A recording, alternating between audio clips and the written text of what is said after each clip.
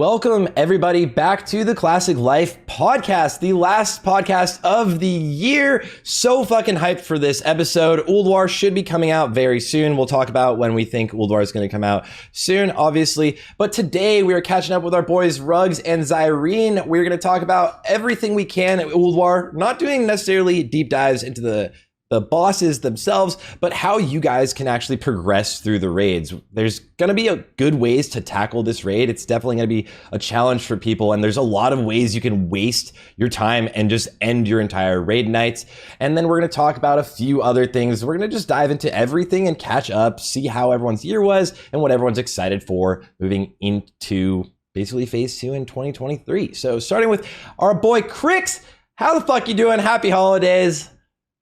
Happy holidays. Or, you know, I would like to say Merry Christmas. I only get one time a year to say it, but I say it for like 3 months into the year just to prepare everybody mentally for it. I changed all my Discord names to Christmas too, because I'm corny.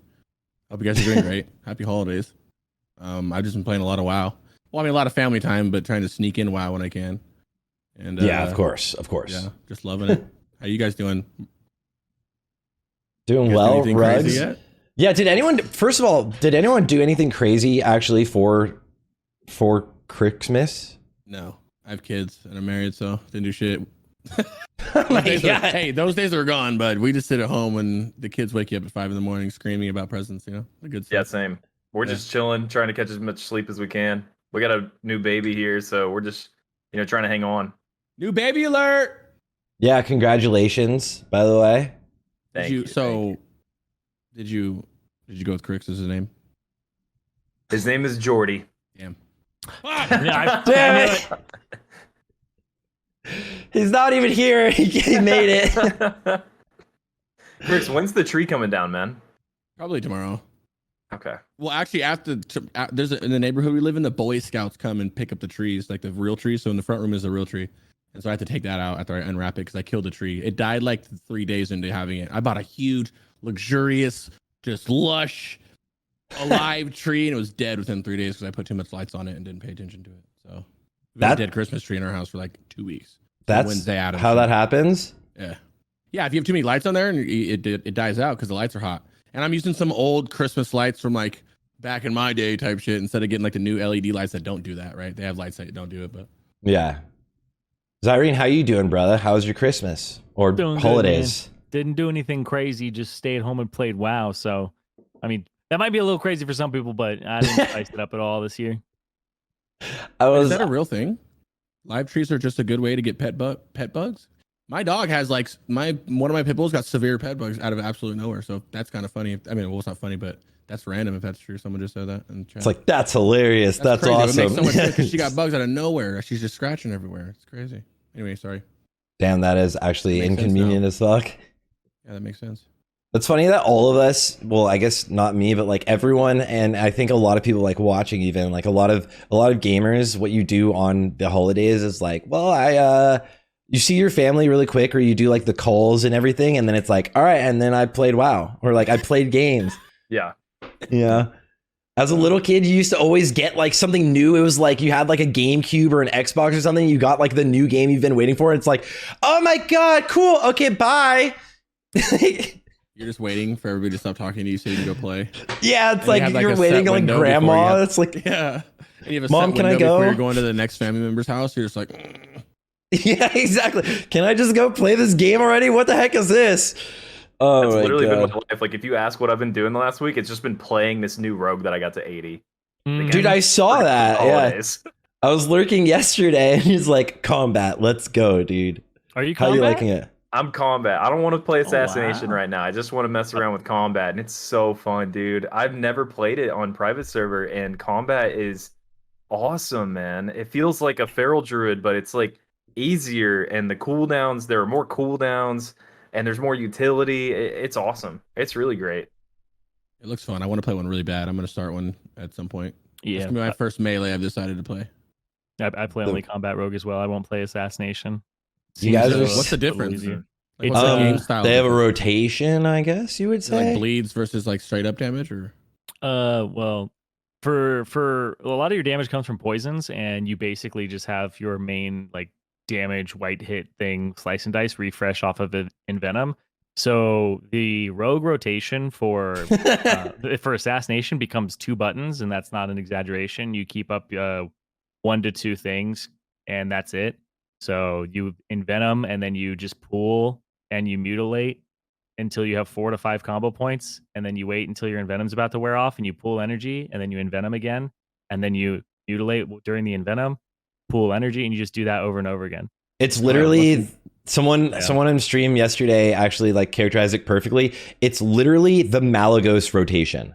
It's 1 1. Wow, really? 2 Yeah. 1 What's 1. combat then? Combat's a lot of Sinister Strike, keeping up your Rupture and making sure you're not like wasting any time between Rupture, Slice and Dice. And if you also have to do Expose, you have 3 different finishers you have to use, so it's a little harder to juggle. That's more fun. It's just you get more depressed. Okay. The cool thing about combat is you have way more like the CDs are really nice, right? Like Adrenaline Rush and Blade Flurry, and timing Blade Flurry throughout like trash and stuff used to be like the hallmark of doing really well on a rogue in speedruns and stuff. Yeah, the problem is pretty sick. Yeah. God, I have a love-hate relationship with Killing Spree, man. Why? Because it like kills yourself on Thaddeus or something? Yeah, I died for the first time last week because I was explaining to my chat when to do it. Because they were like, "How do you not die when you do it?" And I'm like, "Oh, this is what you do." And then I died, and I was like, "Shit!" Like the only time I've ever died on it was the time that people were actually asking how I do it. But no, dude. It like puts you in the ground sometimes, and you like fall through, and then you end up in Westfall dead. Yeah, dude. Sometimes it'll put you in the ground for some reason, and then you just fall, and you end up in Westfall or like permanently DCing. And then my favorite is when you're casting the ability over and over again on something, and it's doing no damage. Have you ever had that yet? Ooh, I don't think I've noticed that yet. Where you're teleporting after, and it's like not hitting anything on something. You're like gah, and then it does no damage, and you can check your combat log and everything. I don't know what causes it, but there's definitely times where it hits 3 times or hits 0 times. It's really, really weird. It's really disorienting to see my screen just kind of spaz out during Killing Spree. So I don't love that part, but I do like the like snapshot aspect of it, where you kind of want to get all your trinket procs with it, and get the most out of your Killing Spree. That gameplay is fun. I just feel like vomiting every time after. It spazzes out super hard, yeah. Dude, if the boss ever like turns too, like Thaddeus, if you ever do it on Thaddeus and he turns to like lightning bolt somebody, you flip on one side and then you're on the other side and you're like, oh my god, which side am I supposed to be on? It's actually pretty disorienting. If anything ever turns, any boss ever turns and shit, yeah, it could put you on the wrong side real fast. So that's why you play the more complex and slightly less DPS spec. Way more fun. Yeah, definitely it is, dude. It is way more fun. Best DPS. I mean, if you count all the damage I add by either not having an arms warrior and adding the physical damage debuff and also sunder / expose, then yeah, I'm pretty high damage in the raid. Yeah, it becomes super close too. Yeah. It's immediately better once you add any cleave. Any cleave in all combat is better than assassination. And I think people have this idea that assassination falls off, but I don't really think that it does. I think combat scales up, and like the difference between the two just becomes like less and less, and then it's like a toss up per fight for the rest of the expansion. Yeah, there's also people are doing assassination builds that don't have Hunger for Blood and have Blade Flurry instead, and they use it on like 4 horsemen. So there's like some assassination builds where you actually cleave. One of the sad parts though is as a combat rogue, I'm using Adrenaline Rush and I'm using Blade Flurry on bosses. So let's say it's like right before a boss, I can't use those cooldowns. Whereas the assassination rogue, who has gone the AoE spec, he pops both those suckers. He just AoEs the pack and then he goes into a spec that doesn't have those cooldowns, so it doesn't affect his boss damage. So you can blow your Blade Flurry and your Adrenaline Rush as much as you want on trash as a assassination rogue because you don't have those cooldowns for bosses anyway in your spec. Which do you have a chance to respec there ever in most raids? In my raid, yes, because it's the slower one. Mm-hmm. When you're playing the rogue. Yeah. So that's nice. That's always like the one thing in raids that like run at like a slower pace, there's so many more things you can do, and like it's like I could just change spec right here, and then like especially for rogue when you're just like I'll just go the Phantom Knife spec, don't worry about it, and just destroy everything and like do like 90k DPS, and then like all right, and I'll just switch for the boss every time. Yeah, it's actually pretty crazy. Yeah, they're very, very strong. How are you liking tricks? I think it's kind of cool. I was a little disappointed when I found out that rogues aren't using tricks on cooldown because it's a energy loss. And once I realized that during my first raid, I was like, wait, what the hell? Like, what's Feint, going on bro. here, guys? Yeah. You got to use feint. You don't know? Oh God.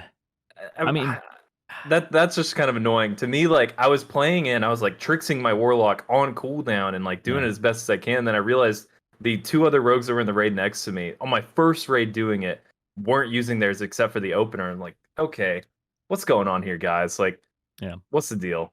I almost don't think they even do it on the opener sometimes. Like, I think a lot of rogues, especially if you're not in like a guild raid, will just like ignore it and like, it's a DPS loss personally for me, so I'm just not going to do it. So you're like, what is going on right now? That the little bit of like cheekiness people can edge out for like, instead of helping the raid, which is obviously combat helps the raid a lot, but it's like I can do a little bit more, and that's what you always do. And that's actually, it's funny too because of what like Take Note is saying in chat, is like people on the Sims now looking for phase 2 like Bislis and everything. Every class is Sim. Everyone is trying to be like, what is the little thing I can do to add? It's like warriors are like, Sunder? I would never Sunder. Shattering Throw? No, but it should be kept up at all times, but I would never use it.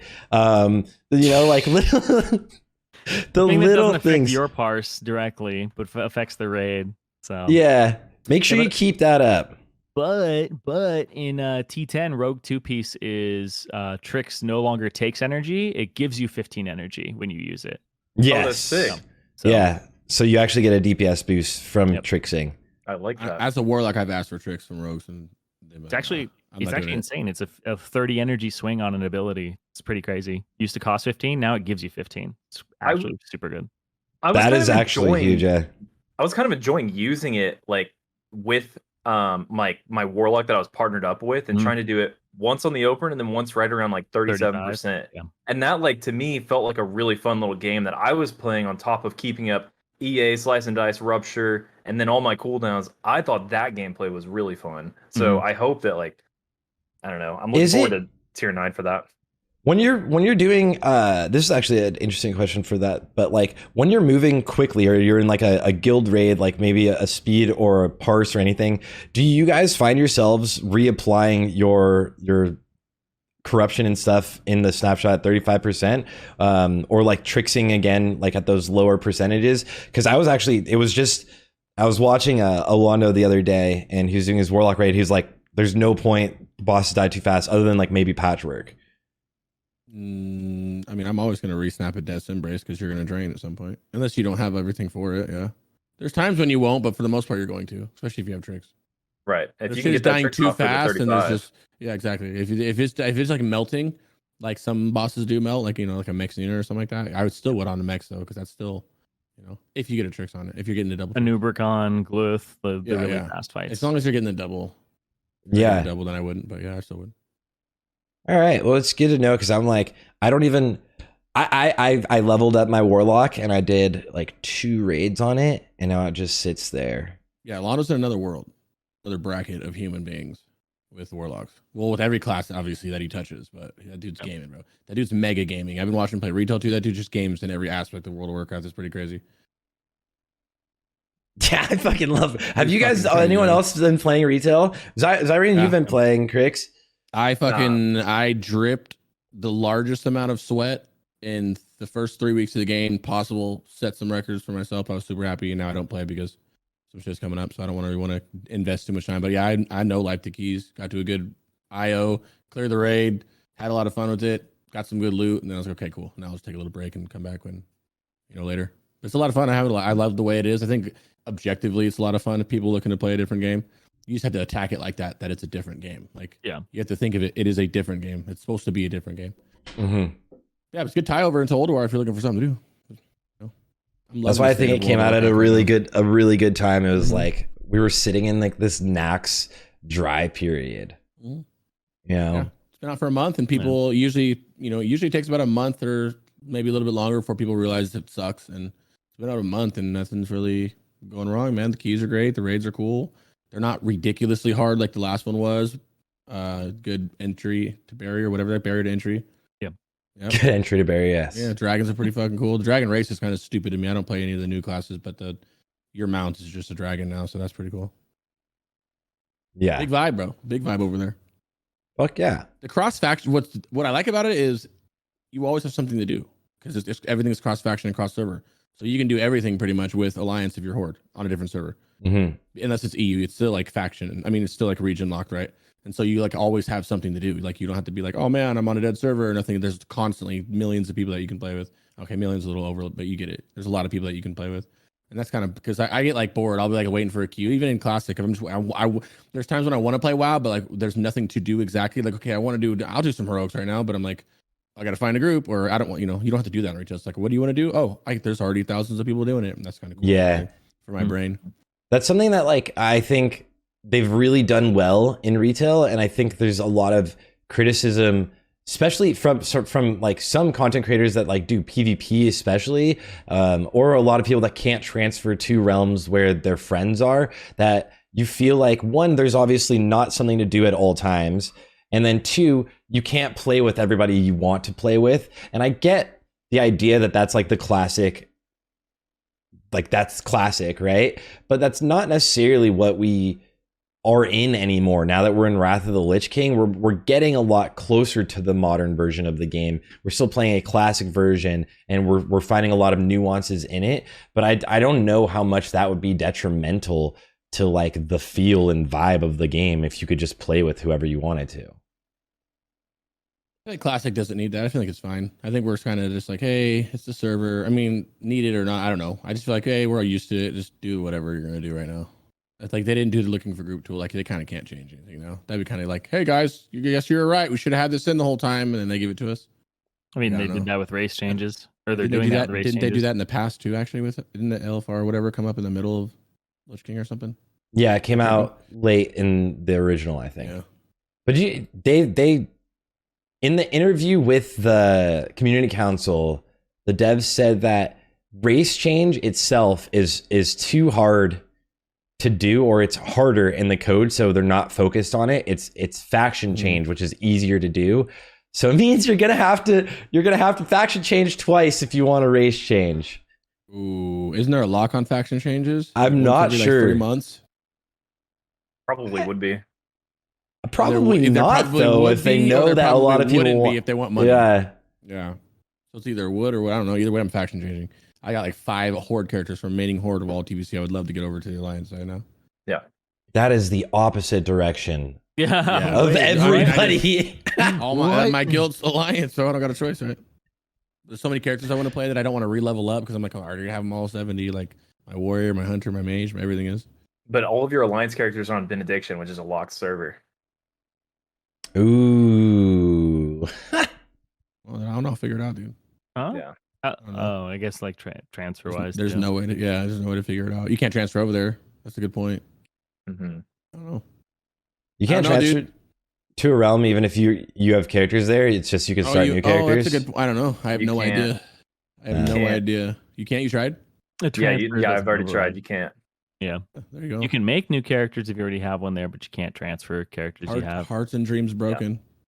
We'll see what happens though, phase 2, because they've definitely we've already data mined that faction change and all that should be coming out, and I expect it to come out phase 2. So maybe they'll open up the locked servers and they won't be locked anymore, or just reevaluate the ones that are locked that maybe shouldn't be anymore. I think Benediction would probably be the last on that list, but we'll see. Yeah, I'm not sure if Benediction's still the largest server, but the locks were like necessary. Yeah.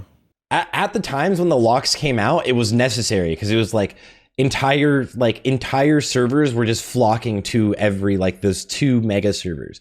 It was like Firemaw and Gehennis for EU, and it was like every other server just like died down within like 1 week. It was like this mass exodus where every horde went to this server and every alliance went to this server. And it ended up being like, you can't play the game. The game wouldn't work. You couldn't loot items in raid or else you would DC. Like you literally was like, don't loot the boss. Like in a speed run, it was even said, it was like, don't loot the boss, just keep going. Like we'll deal with it later because you'll DC. It's like not worth it. So, but now I don't know if that's would be the case. I feel like servers seem relatively stable. They seem stable to me. I would love to see them open it up so that people can like transfer into a server like Benediction. I think we can handle it. But maybe things will change when Ulduar comes out. Maybe we're gonna get like a crazy new spike, and maybe we get hit with queues like that first week of Ulduar. I don't even know. Benediction feels like shit.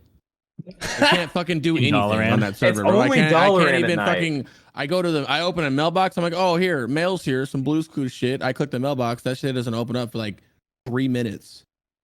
Just says they turned off layers by They don't accident need to on like unlock Tuesday. Benediction. Hey, I'm sorry to say it. Leave Benediction locked until you figure fucking the main city out. That's what you need to do. Just leave Don't worry about Dalaran. Benediction. Yeah, but that, annoying it is, leave the main city. You know how many people are engineering just because they can stay there and never have to leave Dalaran? Zero. Oh, yeah, You're zero. engineering because engineering is the best and most crucial profession in we the are game. because we're rating, but do you know how many people aren't rating? They're like, I don't even care about that. I just want the auction house here on an alt or something like that. And they don't have to do anything. Now you can't even use the auction house. You click auction house, it makes a ding, ding, ding sound. You see it in like 4.5 minutes, dude. It's crazy. It's bad. It's horrible. Mailboxes are everywhere. I just go to like Thunder Bluff. It's so easy. I'm just like the night before, it's like I'll just go grab my consumables from Thunder Bluff or something. Yeah.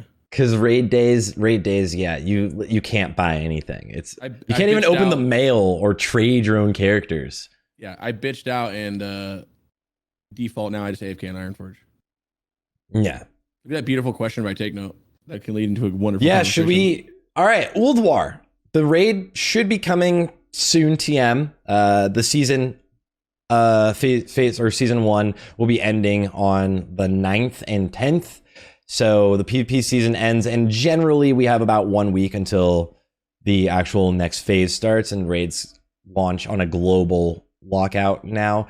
This is a great question to start it off with, but like, Take Note's curious, what is the best tank for Ulduar progression? He said and Ulduar why is it Protection Warrior? Pretty easy. I think you can probably go with everything besides a Prog Paladin because I don't think they have a taunt class. Wait, what? Yeah, but in Ulduar, he asking about for progression, Prop Paladin seems to be one of the safest for just random guilds. Things like if you're trying to do hard modes the first week, being able to cleanse your own debuff on Steelbreaker, having Ardent Defender, having just focusing fully on defense. It's a little strange though because Prot Warrior seems better on General, on Freya, and on Hodir.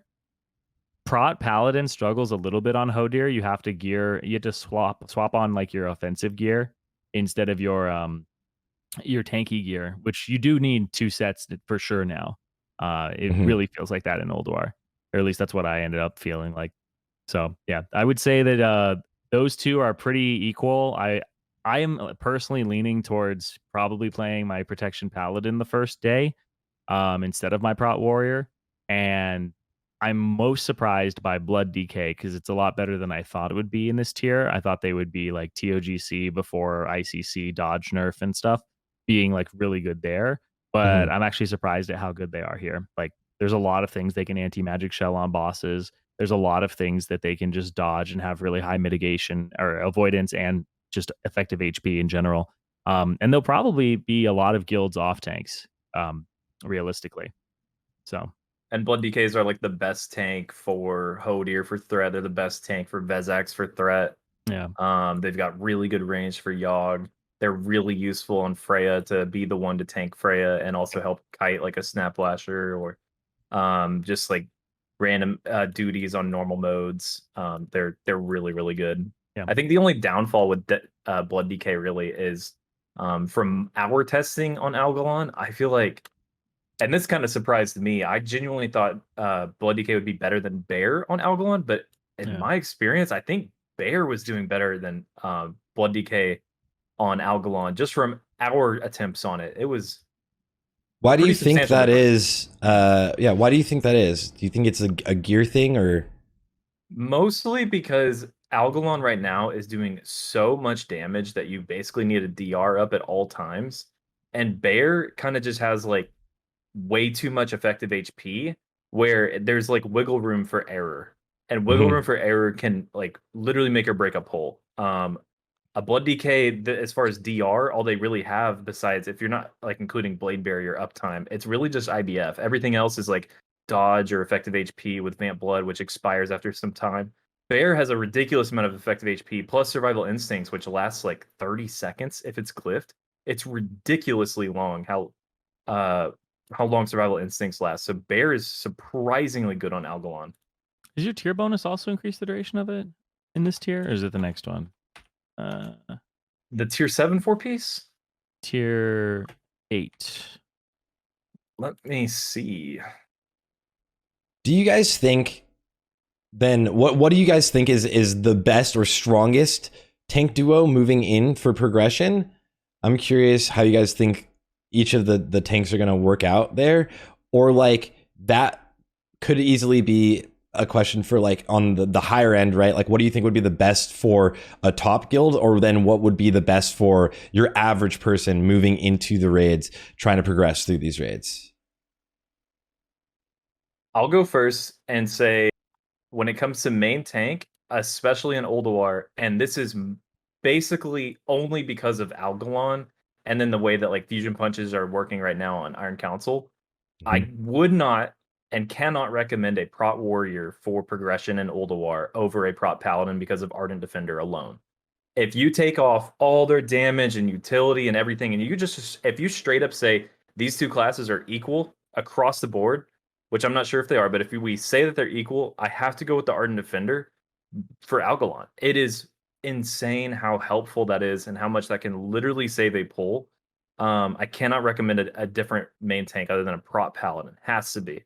And then my second, I'd probably lean towards Blood DK like I have been this whole time, mostly because there's a lot of single tank fights in Ulduar, and your DK is going to do really good damage as an off spec. Zirene, how do you feel about that? I think that's definitely the play for 99% of guilds. I think that using the Blood DK, it's like I said, I was extremely impressed by how they were doing. But I do think the pairings are probably going to be like Paladin, Blood DK, and then there's going to be people trying Prot Warrior, Druid still. Because you can, like, if you're not dying and you get to a point where you're not dying, then you just squeeze out a little bit more.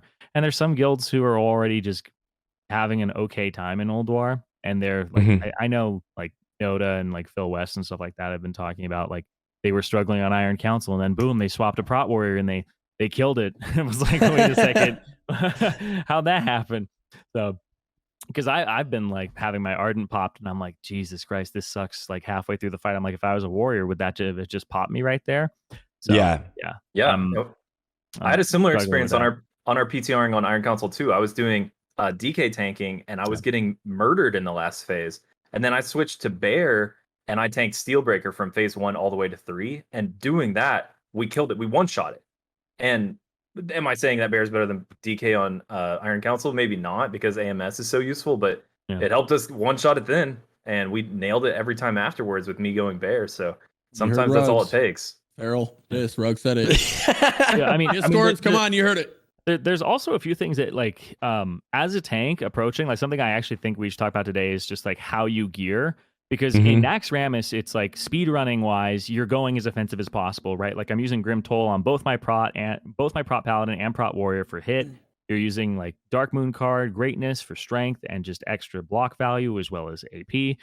When you get to Ulduar, progression looks like stamina again. Just as much stamina as you could possibly get to absorb these big hits.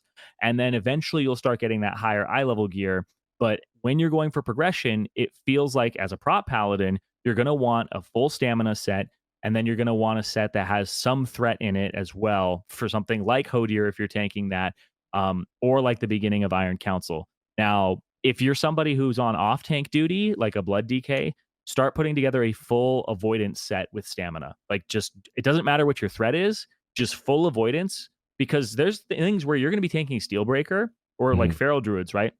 You slap that guy on Steelbreaker, nobody's doing anything to fucking Steelbreaker for like the majority of the fight, right? Yeah, so you're gonna almost have, like, 3 minutes. You're gonna have 600k threat, 700k threat by the time that anybody even gets to it. So threat is not an issue on that fight. So if you're assigned to those things, you got to start thinking about your gearing and how you're going to be living through these encounters. And then you also have to think about Hodir, where casters are doing twice as much damage, General Vezix, where casters are doing twice as much damage, and you have to actually worry about threat for one of the first times in the game. So yeah, you think about your sets. Also, if you're a paladin, put together a ret set, because you can't really tank General Vezix, or at least I haven't found somebody who's able to do it yet. Maybe I'm wrong, but Divine Plea isn't giving mana back on that fight. You don't take enough damage, or Sanctity doesn't do enough for you. There aren't enough mana restores for the paladin with that debuff on that allows you to actually tank General Vezix and keep threat when warlocks are pumping. So I put together a ret set too. I think it's a until further notice beef meta. Just get as beefy, high stamina as possible. That has to be it. Maybe later on, like when we do have those higher eye levels, we can mess around with going like high, big strength gyms in our gear and whatnot. But that is going to be very dependent on your guild, your group, your roster, and your gear. Beef meta until further notice. Yeah, and like warlocks are soul shattering on those fights. It's just their threat that they do is so insane, and especially if you're trying to wear beefier gear at the same time, right? Like Hodir, you can maybe get away with wearing some threat gear, but when it comes to like general, you got to wear a little bit more of the chonky stuff. If you're doing hard mode, you definitely got to wear chonky stuff and stay alive for a long time before you can even activate it. There's a lot there. Like, God, there's almost target issues a lot. Yeah, I have a good amount. As a Demo Lock and Demo Lock has pretty good burst compared to some other ones because of the meta.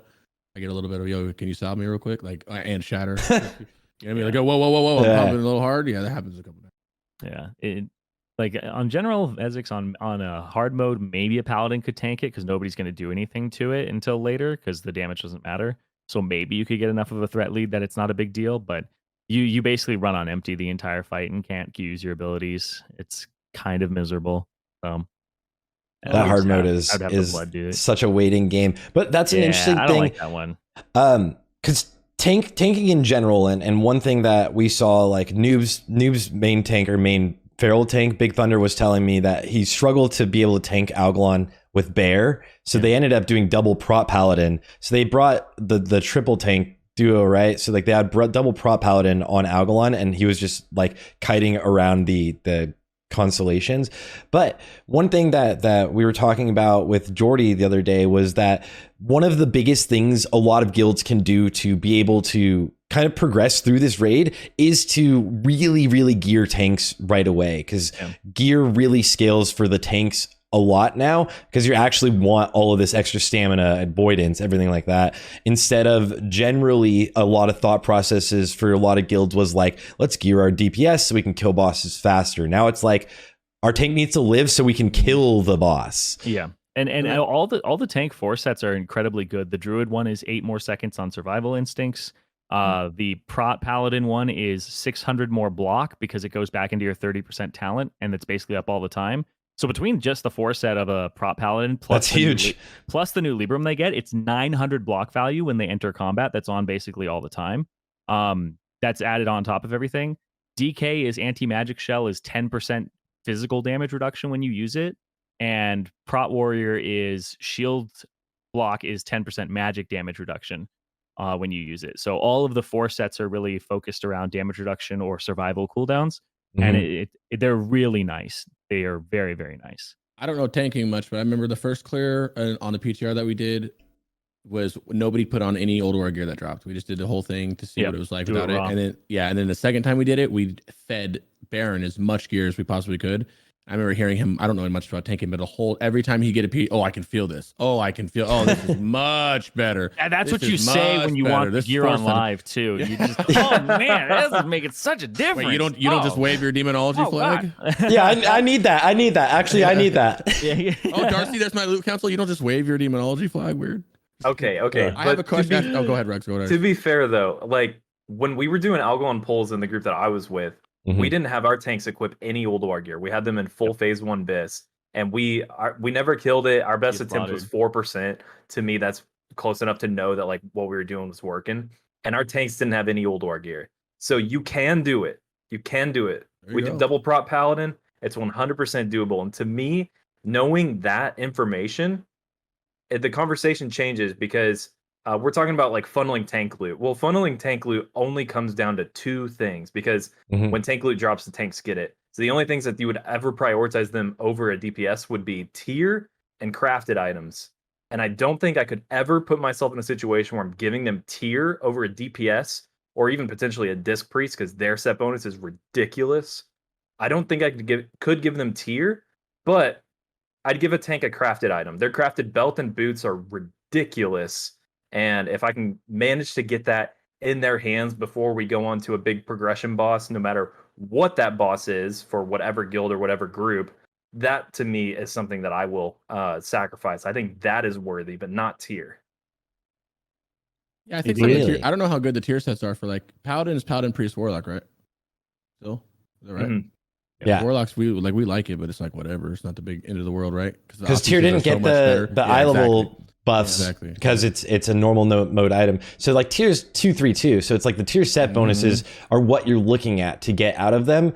If they are that powerful for tanking, because 10% reduction on things or like 8 seconds longer on CDs is pretty huge, then it could be easy to make it viable. But one thing is actually on that note is a lot of classes probably don't realize, or a lot of people don't realize that they see like these BIS lists are all coming out and it's all this hard mode loot, but the tier sets actually are comparable. Like it's like a little bit less damage and a lot easier to get. And there's going to be a lot of people when you're going to see like maybe GDKPs, you're going to see guild runs where they're like going to win a tier item and they're like, that's not BIS. I hate this. Why am I getting the tier now and you're getting the hard mode? It's like, it's fine. Don't worry. It's going to be fine. It's really close. The tier set bonuses for most classes are very solid. And like the tier gear is really good. It's just going to be like, you'll squeeze out that extra DPS getting the BIS. But there's a lot of alternatives now. Like we kind of saw with Naxxramas even, but like a whole trend of Wrath is there's so many alternatives to your BIS. You thought there was a lot of loot in Nax. There's like Ulduar, you have 10. There's so many different forms of loot to get. Like I was making the phase 2 BIS for Warlocks. That'll be up today or tomorrow. And there's just so many options that are also, I'm talking 4 different items that will have the same shit, but wiggle 2 more crit and 2 more spirit. There's so many different items to get. So like, don't trip. Just like you didn't trip now in Nax, it's going to be the same way. Besides like the big pieces, like, you know, Fate or something, you know, the big trinkets, you might not see them drop as much, but they're good. I have a question for the tanks before we move on to the tanks. If you guys wanted to continue talking about tanks though. Yeah, hit it. Yeah. Okay. So I'm ignorant of the tanks, but the tanking meta changed, right? Seems like it's changed a little bit. How do you guys that tank feel about that? Like, how did you like tanking when you guys were in Ulduar? Like you mentioned needing 2 sets of gear. Do you like that change? Do you like and then to second that, which meta of tanking do you prefer? Do you like the Nax meta, or do you like this more beefier, trying to like stay alive and like, okay, one thing can clap me out, you know, oh, I need my defender, stuff like that. Zirene called the tank meta in Nax on the show before Nax came out. He was like, he's like, I'm just saying it right now, Protection Warrior is gonna be the best tank. And then a lot of you were like, what do you mean? And like literally broke it all down. And now Protection Warrior raids are minutes faster than anyone else, and it's the best for sure. You like the prop warrior feral druid call instead of the prop paladin DK call? Yep. Yeah. It just, I don't know. I'm just really familiar with Nax is the thing, right? Like I've been doing it for actually years. So there was like really nothing in there, especially when we got to the beta that like kind of signaled to me it was going to be something where you had to care about survivability. Like fucking paladins now are like running around with like 26k unbuffed HP. Just like, what? Like when you get buffed up and you don't have commanding shout in your raid, you're like 32k HP and you just live through the whole thing. People are 2 healing it now. Like it is very, very easy to live in Nax, and people are trying to like push it to its limit. So yeah, but that's not the same in Ulduar, right? That's why like I'm even saying I'm probably going to play Paladin on first clear It just warrior seems a lot riskier here. A lot of what Rugs had said originally about warriors in Wrath of the Lich King like seemed to come true a bit in or at least the strengths of Paladin seem to be more prevalent. And like Ardent Defender was kind of a joke to me in Naxxramas. I was like, people were saying like use Ardent Defender like a defensive cooldown. I was like, if I'm popping Ardent Defender, I got way more problems than that. Somebody's probably fucking sleeping. Like I'm probably not. I never use that shit as a defensive cooldown. I'm never like, oh, let this hit me and pop my Ardent. But in Ulduar, you actually do. So I do. To answer the question, I do like the shift because it becomes a lot more like the way the MMORPGs are nowadays. This is kind of one of the shifts where when a big ability is coming out, you have to use an anti-tank buster ability, right? It's a thing that happens in Final Fantasy. It's a thing that happens in modern day WoW. You have to do something to protect your tank, to protect your raid. They kind of changed it in retail where the tank just heals himself all day, so that's fun. But here Literally. you have to use something in response. So rotating cooldowns, I know, rotating cooldowns and just helping yourself, but also calling for externals. That's probably the most fun part there too. Raid like, CDs. Yeah, like another thing that I think that like Paladin has is, or bringing a prop Paladin is just having another Divine Sack. Like even Ret Paladin, as much as like they're in the dumpster, having them spec into Divine Sack and having a damage dealer that has Divine Sack. I mean, I don't think you can have enough of them in a raid right now. They're pretty helpful. They're pretty helpful.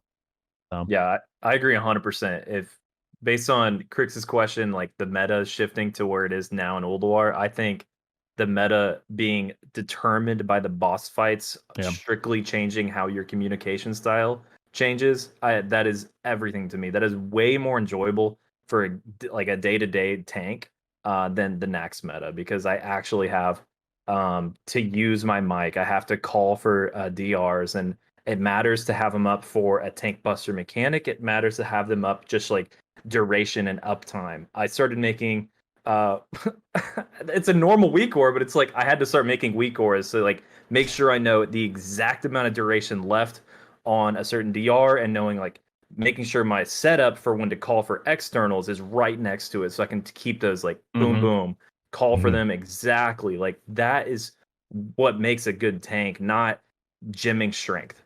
You know, like that is just so boring. Dark Moon card greatness. Let's go. Grim Toll. Let's pump. God. Yeah, no, I completely agree. And it's something that I haven't had to hone for a bit. It's kind of like a lost skill because we started doing like 2 heal patchwork, and that does feel like you have to rotate your cooldowns. You run in with Bark Skin, Heroism goes up. As soon as Heroism's down, you rotate your 2 Divine Sacks. You use your Pain Suppression, and then Bark Skin's back up, right? So it's like doing something like that where there's no gaps in it, or you have a Ret Paladin use what is it? It's Divine Protection and Sack. That can take a lot of hits for somebody too. So there's a lot of hero plays you can start doing with those types of things. And I think that's a much more interesting way to play the game from a tank POV, because they didn't make threat matter as much. So you had to kind of make us engage in a different way. Like back in classic Naxxramas, I'm just worried about threat and parries right off the bat all the time. So that was a very different world, dude. Like skitterers killed people, right? Is like, oh, we have to do a bop challenging shout, those types of things. So with all that gone, you do have to find something else to kind of get our attention and make us focus again as tanks. It feels more natural this way too, because when we progress, the challenge of calling for DRs becomes easier and easier because we'll have more gear. Yep. Yeah, a lot of leniency will be there when you have like a lot more HP. Like this tank buster mechanic won't just one shot you insta. It's recoverable if you miss a DR too. But also getting used to this style of raid leading and callouts is more engaging on a boss fight. I think so far in Classic, most of the time, the biggest call out is like, you got targeted by this ability, run out, right? It was like Twins or something. And we saw that wiping raids, but now it's like actual call outs to rotate CDs all the time, I think are going to be very clutch. And when putting together a raid composition, you're going to be very aware of what you have available to you. What a perfect set. Oh, go ahead. You first. I tried preaching this in TBC, that the only like external that you had to call for in TBC, if you were calling for anything that it wasn't like already pre-assigned, was really just like Enervate. And oftentimes it was just a druid was assigned to a mage. But if you were going to call for something, it'd be like, I need Enervate. And I used to like try to teach people like, you can't just say innervate me or I need innervate. Like say a name Yeah, and then who's say like the destination. Like I don't know that who- communication fucking matters. They'll And be like you'll And you're like, who the fuck was that, dude? yeah, like that matters so much more in Ulduar too, because you can't just say, "Oh, paint sup" or "salve me." It's like, bop me, no, bop me, and I'm just Yeah. like, oh, it was probably that guy who died. Okay. Yeah. So it'll really push everyone, not just tanks, but like everyone needs to like be really on their shit. Like even on Hodir, if you're not like comfortable calling for salve or bop on Hodir, then you're just Mhm. gonna rip threat and die, and like everyone's gonna be pissed at you. Like get used to it now.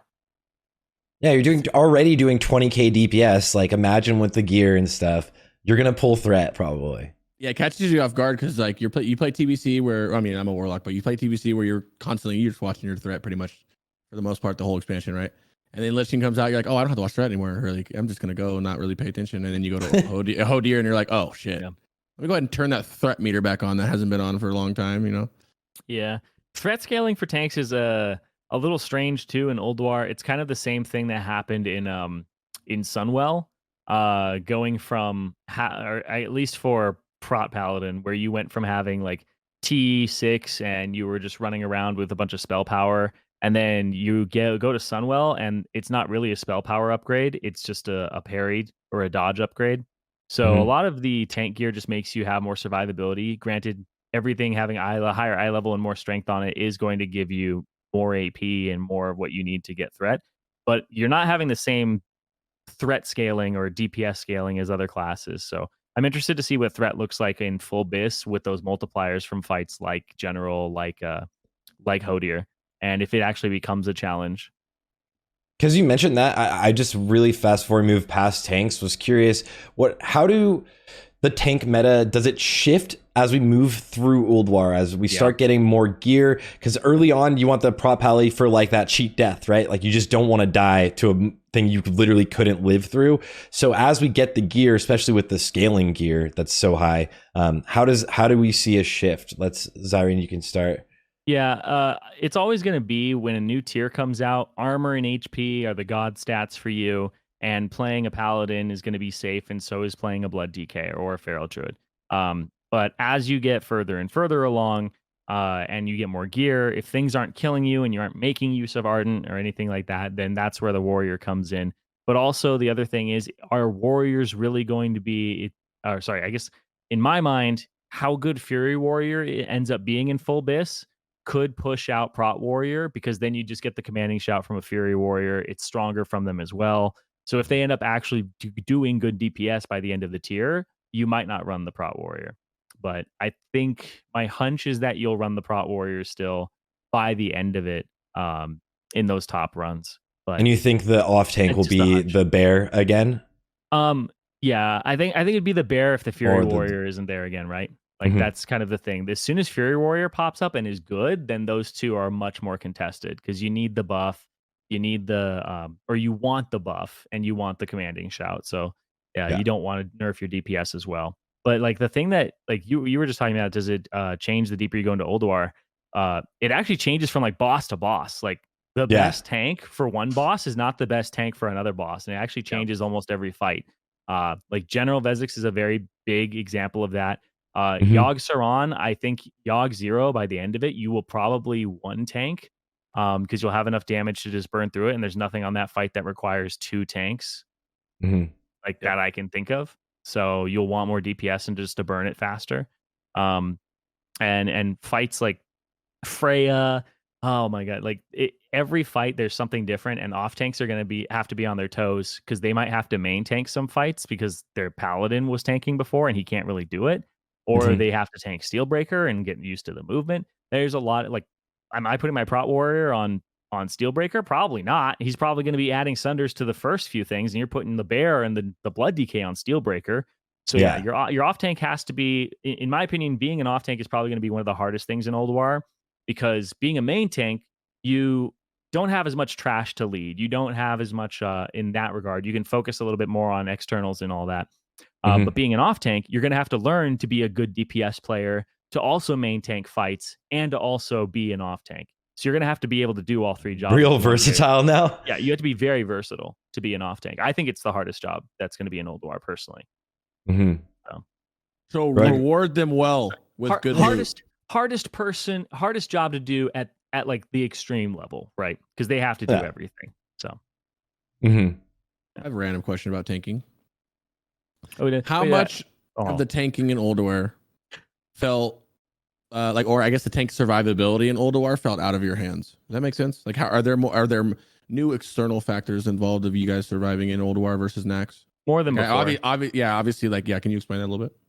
If you're playing warrior, somebody has to get my fusion punch for me. That kind of sucks. And it also feels weird too because it means it's a GCD from a healer when I just took big damn. So feels a little bit better when you're playing like paladin there. Some fights you want those externals like a sack. You want the like Algalon especially, right? Having externals on you, having your own divine sack or your own shield wall. I actually I've trashed the prot warrior like meta where I look at glyphs and it's like these guys are running last stand, shield wall, and like blocking. And I'm just like, dude, I'm running like shockwave, devastate, and cleave because that's all. I actually think that the private server meta glyphs are the better glyphs now because it allows you to do a 1 minute cooldown between each one. So like on General Vezix, he does a move every minute that makes him absolutely destroy you. Well, you pop last stand. 1 minute later, you pop shield wall. 1 minute later, last stand's back up. 1 minute later, shield wall's back up. And you can't do that if you run any other glyphs. So yeah, you basically what you're saying, Crix, I had to change my glyphs and the way that I play because I needed more of my survivability to be in my own hands because the survivability is very, very low right now. Now I don't know how much better it's going to get because we are getting more geared than we've ever been before eye level wise. Huge jump! Holy shit! Like things are hard right now, and I'm just like, is it?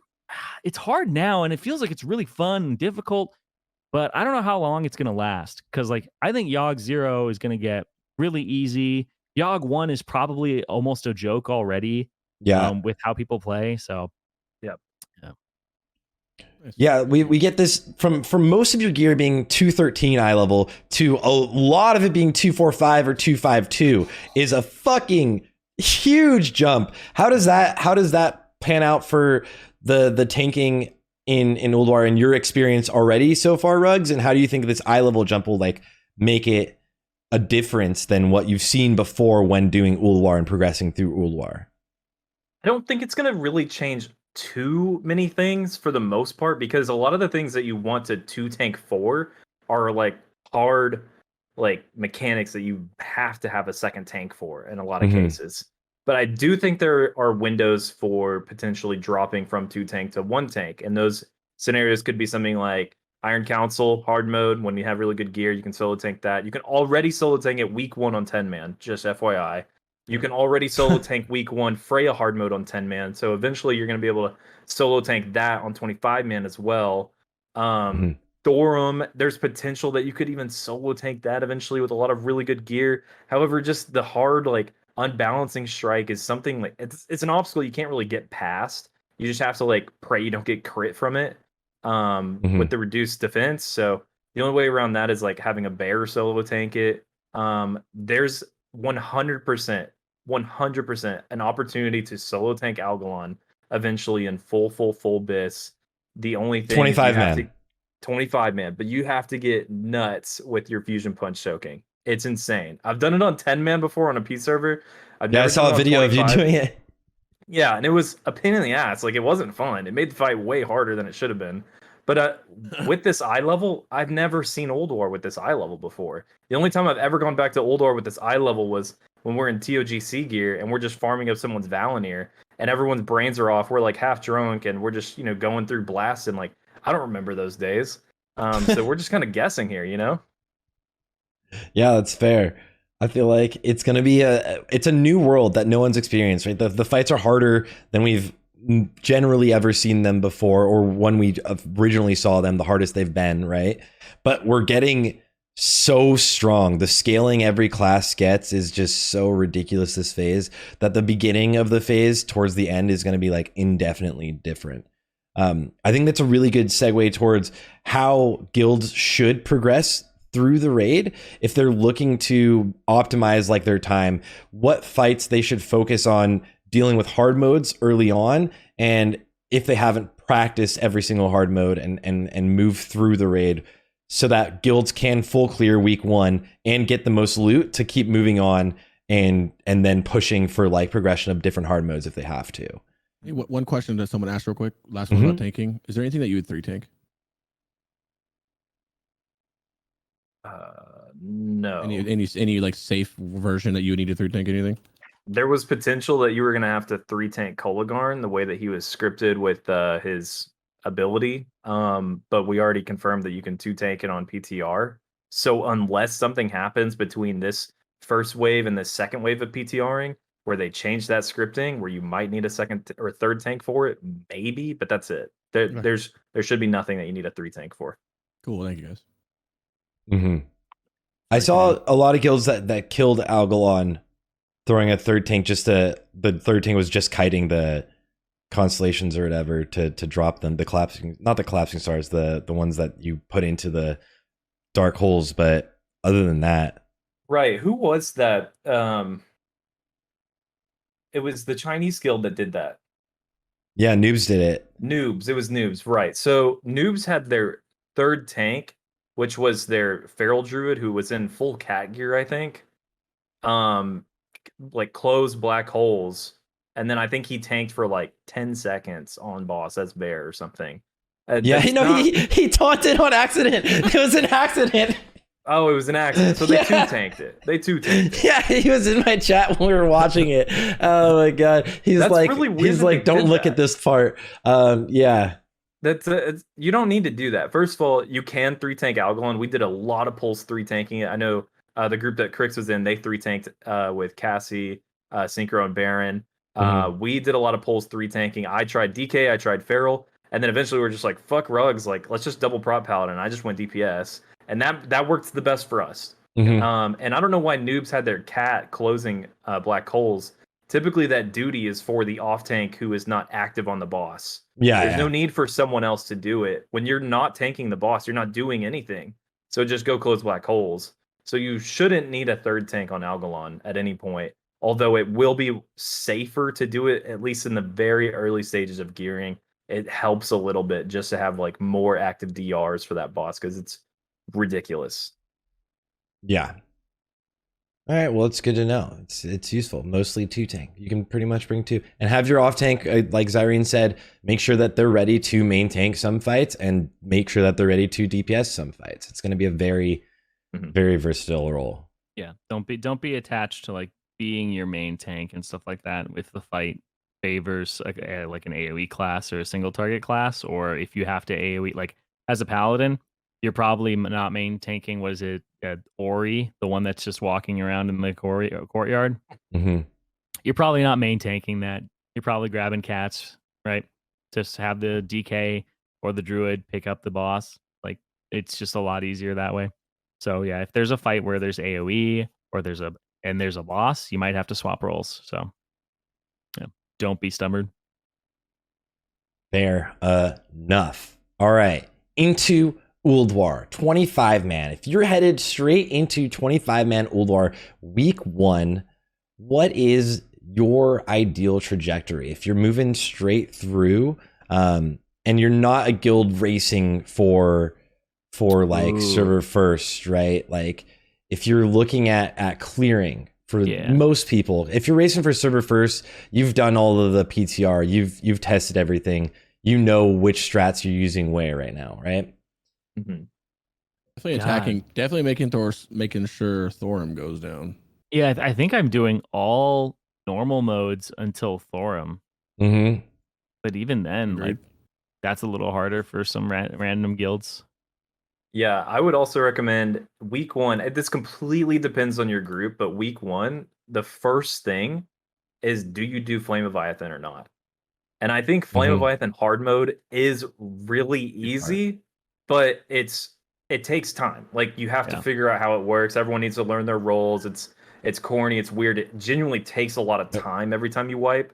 It's a huge time loss. So just like knowing that you are limited on time as a normal raid team to either 2 or 3 days for however many hours you're raiding, like I don't think that Flame Leviathan hard mode is worth it for every guild. So I think that's a great one to skip and you can work on it week 2. And the time save in theory helps you so that you can for sure get Thorum hard mode like Crick said. And I think your second hard mode on your menu for like every guild, and you can do this week 1, should be Yogg 1. It's actually really easy. Yep. Really, the second one, yeah. And if you wipe, you can teleport right back to Yogg, buff up, pull again. The pull itself is kind of long, but the fight is very easy, and you'll figure it out after a couple times. Jordy's video for that guide will probably be 30, 40 minutes long because there's a ridiculous amount of things to talk about with Yogg, but the fight itself is actually really easy. So I think that one should be on the menu week 1. Yeah. I think the thing about go ahead, you go first. I was just gonna say, for those who don't know, difference like the one light, it's Thor, right? Thorum, yeah. You use him because, well, it makes it so you can kill the ads in the last phase, and that's the hardest part of the fight is killing Yogg before the ads actually get the beacons and pulling them out. Because I think it's 3, then 5, and a lot of people are just kiting the third one. So it's the most difficult part of the fight for sure. People will like die on Yogg at like 5% and think they were close, or like 6% and think they were close. It gets so close. It's crazy. You really just have to get the beacons down. If you don't get the beacons down correctly, or like the way you're kiting them out and the damage at the same time, then you're really far from killing the fight. But if you don't have to worry about that and you can just kill the ads, then pretty sure you're good, right? Yeah. I think like Rug said, Flame Leviathan, it could be a little baity because like you do normal, and the normal is going to be you're going to laugh at how easy normal of Flame Leviathan is. Like you're like, oh wow, we definitely need to do hard mode next week, and then you're going to do hard mode and get absolutely demolished and clapped out because it's not like super hard, but you're not in your character. You're all on vehicles that you've never driven before, right? They all do different things. They all have very major roles on hard mode, not really as much on the normal, but they have huge roles on the hard mode. You're tossing people up there, it gets hectic. I don't think people, unless you like practice it or something, or PTR comes back up soon and you've done it, I would just skip right ahead and I would just go do normal. I would still knock out Ignis and Razor Scale just to get some free loot, obviously, along the way, and have some easy kills that you can have some fun with your guild. Yeah. And then Iron Council, I definitely wouldn't do it hard. I mean, you could try hard mode. I definitely think you should try it. I think you kind of, if you should try it. If you're in a guild that you're like, oh, we should try it. Let's do it. What's the harm in doing a couple pulls? It's the first raid night. You knocked out 3-4 bosses. You're going to have some fun. Oh, I forgot XT too. But I would throw a couple shots at it. You wipe, figure it out, and then drop it down 1. I don't know. What do you guys think about Iron Council? How would you go about Iron Council? I would probably do medium. I think it's not much harder. A lot. Yeah. It's medium. Doing the medium is insanely easy. Yeah. I think everyone should aim to do the medium mode of if you're like looking at doing it normal, right? A lot of the fights on normal modes, like you can clear very easily. Like with a pug, you can clear them easily. You can one shot them. So it's like doing these hard modes, the easier version, especially for Iron Council, is like a huge gap. Just like with Yogg 0 to Yogg 1, it's a huge gap where it's like that's so much easier. And instead of spending a ton of time here on this fight, which we saw a lot of guilds do, which even a lot of like top guilds do, you can move on towards the rest of the raid. And you have most raids, like you have what, like 4, maybe 5 hours if you're extending it for that first raid night. Some guilds will go all night, obviously. Yeah. But like you don't want to waste your time and miss out on all of the rest of the loot because you're like keep wiping at 11% and someone dies and the boss heals 40% or 20% because you have Mortal Strike up, right? Yeah. When you could easily just kill it and get good loot. The difference from the hard mode to like the one mode under it is like, so it's crazy how much easier it is. We did a raid where we had 13 fucking warlocks in our raid, bro. 12. It was a warlock Discord raid. We had 12 and we only had like a few hours and cleared a huge chunk of the raid. Nobody knowing how to do anything but me. I'm raid leading and I'm ass. So you know how that went. And it was just all normal, just super easy. And then it was crazy because I remember looking back and thinking like, damn, last night this was like impossible on hard mode. And all we did is drop it down 1 difficulty. It was a difference from like playing a game and having on easy and like super difficult. But I do think that every guild, not every guild, but if you want, I think people should take a shot, just like one hard mode, just to respect how hard it is, just so you can see how hard it is, especially on Iron Council, to see what other people are dealing with. Might have a little Yeah. To fun. see the But first Sarth- hard mode. Yeah, but also like Sarth said, don't fall into the bait where you're like, oh, well, holy shit, we got this to 11%, 10%. Holy shit, we got this to 11%, 10%. Because I'll tell you what, we had 25 wipes, 4.5 hours of Prog the first time we downed it, and it was like, I can't tell you how many pools we had under 5.44, like 3, 4, 5%. Like more It's than we that did in the gambler's other one. fallacy. You get so close and you're like, oh, we almost killed it. It's exactly with Yogg 02. It's like, oh, we almost killed it. No, that's where it gets crazy. That's where the hard part is that last few percentage. So like you think you're so close, but you're actually like further than you think. And it's like you're gonna just dump time and waste time on this fight for no reason when you could easily just like, let's just kill it. Next week we'll have a ton more gear. That little bit is such a huge, much smaller gap now with all of this gear that we've actually cleared the raid and spent our time wisely. Yeah.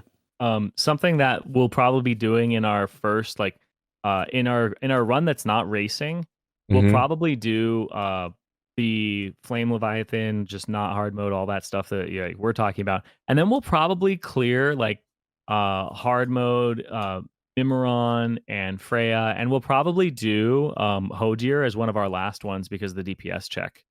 Right? You want as much gear as possible. You will do your 10 mans before, if you're raiding on like a Friday or Thursday, do your 10 mans before, or sorry, I guess it would come out on a Thursday. If you're raiding on like Friday, Saturday, Sunday, or Monday, do your 10 mans before you do your 25 man. It will help you substantially with that eye level increase for burning things down like Hodir. If you're a guild that has time in between pulls, bringing in chants along, bringing things like that so that you can actually use the gear that you get handed will help you kill Hodir, because Hodir is actually a little difficult to make that DPS check. A lot of people are making it by barely seconds, and I know some guild is probably gonna be like, oh, we're not making the DPS check, stop DPS, and then it dies anyway, because like it's really close in a lot of these kills. Like, oh my god, it's like seconds, actually just seconds.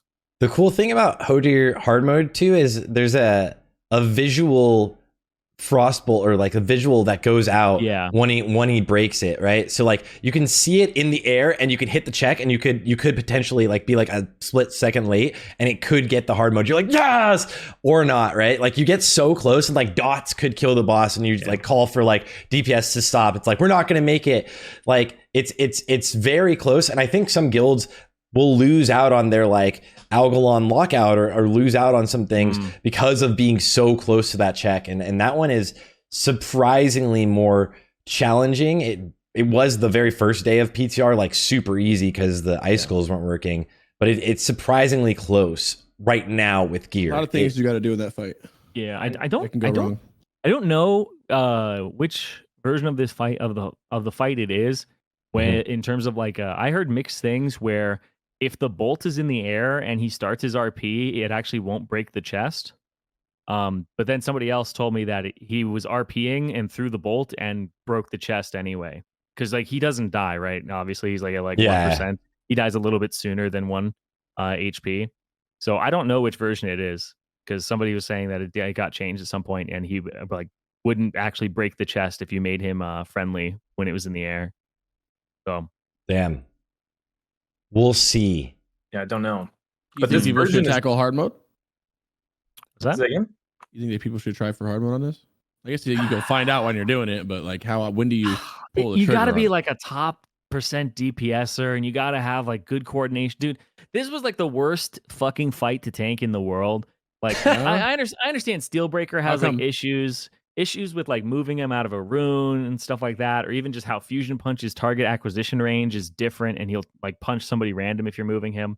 Hodir was awful because every pull, my raid leader was like, can you like stop moving him? And I'm like, okay, like I won't move him as much. And it's like, next pull, it's like, can you move him more? Like the icicles are coming down on us. And I'm like, okay, man. He's like, why'd you move him all the way across the room? I'm like, you wanted to be in beams and you want to be out of icicles. Like, where do you want me to be? Like, it was awful, dude. And like, they're like, the NPCs are all the way across the room. Like, the fire is too far. One of them got knocked by the icicle. Like, how Hodir's like, you want to move but not move the boss is absolutely a nightmare, dude. I disagree. I actually think it's really fun to tank. I think it's a good one.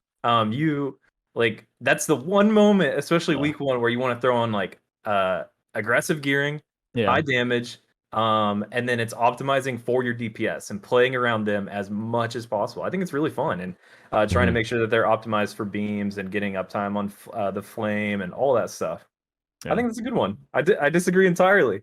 But no, I was just saying it was miserable to tank because it was just like everybody wants something different from you, and I was like, oh man, that's just multis being a douche. Yep. That's a really fun Yep. Kind of true. But yeah, it was a little miserable to tank in that way, but it is a fun fight to tank once you get it down. But yeah, I think it's a fight where I don't know if I would encourage people to do it week 1 unless they had cleared everything else first. Like that's not one that I would say bang your head against the wall for like any longer than like 5 pulls. Just move on to the next thing, get more gear, come back to it. Do your 10-man splits if you have 10 like 2 raid days, and you'll come back to it with more gear. Like that was one that gear makes a big difference for. So what's really nice about that one is as long as you approach it comfortably and saying like, hey, this is our last pull on Hodir, no matter what, you're going for hard mode anyway. Yeah, you'll kill it. You kill the boss anyway. So it's not like wasted time. It's really nice to be like, weight off our shoulders, guys. Let's just blast as hard as we can here, and we just blast, kill the boss. If we don't get it, no worries. We move on. And that's one of the things about Ulduar that I think people are going to be like really upset about because they're being stubborn. People are like, we got to kill it hard mode. We got to kill it hard mode, guys, this week. It's like your raid could have been done a day ago if you just did the normal modes that you guys are like capable of doing. So yeah, I think that like with off tanking, don't be stubborn.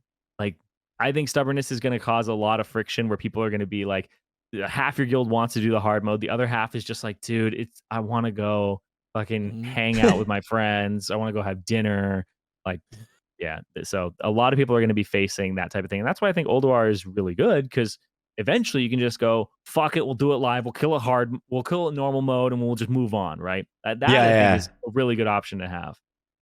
And Thorm's a really good one to make that decision, right? It's like, instead of we missed the check, let's wipe it up and go again. Like we could easily, Hodir, yeah. You could easily be like, let's just knock it out, right? Like just kill the boss. If we don't meet the DPS check, it's dead and then. Like we're not worried about it. On that note though, with those, right, the keepers, looking at it, you were saying, because XT, we don't know yet exactly what the HP will be and what the scaling will be after they're changing it. So we'll know with the new PTR testing.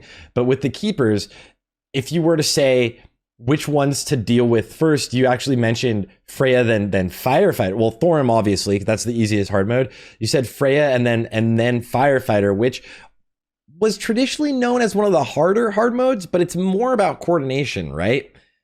So which ones do you think that guilds should focus their time on if they're moving through a version of progression, maybe week 1, after they've killed now Thorm is down? Yeah. Which one should they spend their time looking at for the hard mode, or deciding let's skip this hard mode this week and move on to doing it next week with more gear? Zirene, I'll start with you. Oh, it's because the ones like Yogg 0, Hodir, and doing Iron Council hard mode are all hard DPS checks. Like you have to have some of the best DPS players, like top percentage, to actually kill those. The other ones, you just gotta know the strats and you gotta do them right. Like Thorim, to some degree, like, just having good DPS will always make the fight easier, right?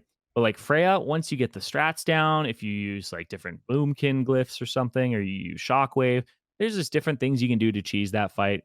It's the same thing with Firefighter. Like that fight isn't really a hard DPS check at any point. Phase 2 is like the hardest part of it for some reason. It didn't end up being phase 4. Yeah, it was a lot easier than I thought it would be. The lust phase 2, so you don't die. Yeah, it was like lust phase 2, so you don't die. Maybe have one of your like healers or DPS swap to healer spec for that. Like that's one of those fights where you could bring more healers, right? Yeah. The other 3 fights that should change. I put in a bug report, and that should change. That should be an 8-minute enrage timer on Memron, not 10-minute. We were doing it on 10-minute, and that changes everything. That makes it so where like you don't really want a 6 heal, and you want everyone alive going into the last phase, not just because like for the damage. So I hope that they change that to 8-minute, as I think that makes that fight way better. But If they don't, I agree 100% that firefighter is really approachable, and it's just about like nailing your positioning with flames and knowing exactly what to do and having your everything lined up and coordinated. Then you're good to go there. Yeah. Trying to find it. Didn't they say they were changing something with firefighter? They wanted to when we were doing the interview. Sarth, was it the enrage timer or something? I'm looking for it, but I can't find the. It might be the enrage timer. I'm not sure right now. I think they're changing something with firefighter before the next PTR round. I just don't remember exactly what it was. But do you think, because that boss in general takes a lot of coordination, right? Not even necessarily, because you just need some people that are good at kiting the fires. But do you think it will be for your average guild a large time sink, even more so than Freya? Or do you think that guilds will understand it relatively quickly and be able to get through it? Because once you understand it, then you can do it every week, right? So do you think the learning curve, how do you think that kind of pans out for your average player? I think it's much higher with firefighter, because Freya, you can, like Rug said, you can trivialize whatever that word with Freya, because run a destro lock, you can even slow, you can do so many things to those, like you said, unglyph your typhoon, you can do so many things to those ads, you know what I mean? So you can kind of like take it out. Is the word trivialize? That's the word. Sorry. We got criticized for using double boomy knockback with a destro lock. If people were like using a pug strat, dude, what the fuck? But they pump. But it's easy. It's easy. Our destro lock was still like one of the top 3 damage. Destro still does amazing on that fight, because Immolate fucks really hard on that, and the ads with 3 come out. They do amazing damage to the big treant dude. They can blow up that ENR's gift thing. Like Destro's extremely good for that fight, arguably one of the better ones on there. And that you have, and then the boomy thing. I feel like you can make that fight so easy with the ads. And people are gonna die because they're gonna be like, oh, it's just really gonna blow. When they blow up, it's gonna kill me. Yeah, it's going to, and they're gonna figure that out. First pull when it wipes them, and they're gonna go, okay. Every time you're always like, don't worry, we're not just gonna kill them all at one time. That's what like raid leader says, and you're like, no, we are, unless we very well coordinate that. We slowly kill these or knock them back and stun them away and then kill them. Someone is going to be like, I'm doing AoE damage, and you're all dead, dude. It's so frustrating. And it's just like, dude, stop the starfall. Just stop for a second. Just chill out. It's an easy, just chill. Right? It's fine. Don't blow us all up. I agree 100% with Crix that Freya is significantly easier than firefighter in terms of progressing for the average player and average guild. I think, also, if you're not killing Freya hard mode week 1 or week 2 or week 3, your pulls on Freya normal translate really well to Freya hard mode, more so than I think other hard modes in this raid. Like Vezek's normal to Vezek's hard mode is very different. Hitting Hodier hard mode requires so much more attention. I think Freya hard mode just like naturally progresses you to like, you have to do the detonating lashers the same. It really isn't any different from normal to hard mode. It's just they have more HP. So I think it just naturally prepares you for that hard mode progression. So not doing it week 1 or week 2 or whatever your guild is going to do for Freya hard mode, just like is a great progression boss to add to your menu of bosses that you're knocking out that week. Bro, mages too, they can slow those things. You can fire mage, blast wave, right? You can do. There's so many things that you can do to those ads. I really think Freya's a good one just to bash your face in. I think like in terms of looking at progressing through the raids and through the hard modes, then it's a really good one to have that one be like your first focus of like where you're probably going to struggle a little bit early on, and the first focus of like spending time. But like also being very conscious of like how much raid time is left. Let's just move on. Because once you down it normal, like you were saying, Rugs, it is a very, very good translation of what it looks like on hard mode. Now there's just a couple things added. You can just learn to easily deal with all of the rest of the stuff very quickly, because you now know how to deal with those little ads is like the one thing that like every guild is gonna just like blast himself and just like just go cheesy, dude. Just have boomkins and a destro lock. Who cares?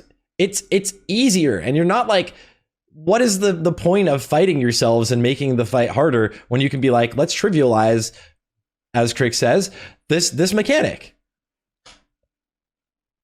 And then you can move on to like, that's the hard part of the fight is the blowing up ads. It wasn't the 3, it wasn't the it wasn't the main guy, it wasn't the gift, it wasn't Freya herself. It literally was those ads blowing up, and there's millions of ways to handle it. As for after that, what would you think? So obviously in week 1, most guilds probably shouldn't waste their time with Flame Leviathan hard mode unless you've practiced it on PTR. It's not like it's going to be hard for you. It's just coordination and takes time to get down, right? Yeah, let's be clear. Flame Leviathan is very easy, but I don't think it's worth it week 1. But that is something you need to decide for your guild. Big bait. Yes. It's just like a bait in time. That's the only thing. It's like the very beginning, and you kind of want to like feel like you're progressing through the raid. Get that down. Then you have 2 of the easiest bosses ever on the sides with Razor Scale and Ignis. And then you can move on to XT and decide once we see how nerfed or not. I don't know how many guilds kill it on hard mode, even with it having lower HP. But we won't really know, right, until we see. Yeah, we'll see. But Imagine then they'd make it super hard, right? It's XT. Yeah. But then the first one that's like a real challenge towards like focusing on, and you could progress on if you were your average raider, is probably then like Freya, right? Because Mimron, you'll understand it once you finally get it down. You'll have it down like every week. You'll get it. It'll be a time sink for sure. For most guilds, I think Vezax might be the better choice over Freya. It of course depends on your guild and how much time you have left in your raid. But Vezax drops, in my opinion, better loot than Freya hard mode. And if you know that you only have enough time to like maybe hit up one more hard mode this week, like go Vezax hard mode, then Yogg hard mode. I don't think Vezax is really all that hard. And if you give yourself a chance for Flare or Vold, that is massive over, like the 2 tank 252 items that drop off of Freya hard mode. Like, hey, who gives a shit about that? Yeah. And I like the point you made there about Yogg, because difference in loot between 1 light and 0 is just Mimron's head, right? Yeah, there's no point in, and most guilds probably won't do that. Won't do 0. Yeah, a lot of guilds won't do 0 light because literally it's the same as like Sartharian and doing 3D versus 2D. It's the same loot, it just has a amount. So yep. 1 is substantially easier than 0 light as well, substantially. Yeah, and do you also agree that spending your time on Vezax hard mode would be a good time spent for a lot of guilds instead of thinking about Freya? Because killing Freya in general is learning the hard mode still, kind of, right? Relatively. It's definitely a toss-up. I think like either way is good. The problem about Vezax hard mode is when you're progressing it, those pulls take a long time. A long ass time. The longest run back of the entire raid is Vezax, and the boss itself. And you're waiting. Yeah. Yeah. It's literally like you slow DPS so that you can do the hard mode. It's a tough one. Feels slower too, because everyone who has it with mana is just out of it or almost out of it. You're just mad the whole time, like, oh man. Fun fight though. Trying to remember where the portal was for that one. This is so far back, right? It's by like the door you open. It's by you either port to like Freya or to Kolagarn. Jesus. I think as long as everyone has watched Jordy's boss guides on this, and you save yourself a window of at least just save yourself 30 minutes for your guild to do Yogg 1 for the first time ever, just in case you wipe once or twice to Yogg 1, even though it is really simple. That's enough to like end your raid, have all the dopamine of killing every single boss, get good Yogg 1 loot, which is really, really good loot. Like there's a healer really there's good ARP legs, there's really good loot there. And then you can, end your raid there. I think 30 minutes on Yogg 1 should be kind of like what you're looking for. What if you were running the like double paladin tank strat? Do you think average guild should still look at Vezax hard mode attempts, or do they just like let's not do that? I don't know if you even can. I don't know if anyone could potentially even do it with double paladin. Like you straight up need to be talking to your DK players right now and make sure that they have a tank spec ready for Vezax. Well, that's a good segue. I wanted to do a let's rank all of the hard modes as someone was saying in chat, just for Like a tier everybody list? on screen. Yeah, a little baby tier, a baby tier guy, a baby tier guy. Let me just move because I don't have everyone's Boys, back on a faces. tier list, boys. I don't have Oh, everyone's shit. faces Back on a set tier up. list, Yeah, let me boys. see if My I can set up. favorite. Let me see if I can set this up with everyone's faces or something. I like this one. There and there. That kind of. Oh no, my face is gigantic. Tiny. Dude, they don't me. call me Tearless Andy for nothing. Did you? Rugs is the best tier Can we list, go and back it's to the waifu confirmed, tier dude. All right, let's look. Let's go through in general, and I might need to like double these ones because you need like Iron Council and look at it in a different way, right? But looking through just one down the other and thinking about it purely in the hardest version of the hard modes to start, and then we'll talk about like during each fight, like if there's an easier version. But the hardest fights, moving on, where do you think Algalon sits on this list? I think he's the hardest besides XT right now, right? That's my Yeah. opinion. Yeah, he's definitely the hardest. He's I'll not change the doable. name of this. This is I think it should be mainly not doable. Yeah, there you go. 'Cause some yeah, people do it. yeah, not it's not doable, but it's so hard. You have one hour. Everyone needs to realize you have literally 1 hour from first pull, and like the pulls are taking you like anywhere between 3 to like 6 minutes, and then you need white protection, or else you need to run all the way back there. That's actually probably That's a bad run. almost. No, it's not. You just port. You go Kolagarn and run down, right? Portal. Or I guess you could go to the earlier one, but I think Kolagarn would be closer. But you have 1 hour, and he's a hard boss.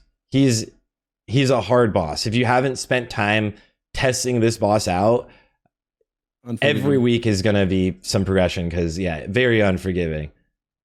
Those double pally tanks where like your tank is getting ardent proc, like saving them on pull randomly is gonna be a big thing. I think a lot of people had problem with seeing shit too on there with the colors and whatever else in there, which I think they said they're going to tweak with. So Yeah, they're I don't trying. know.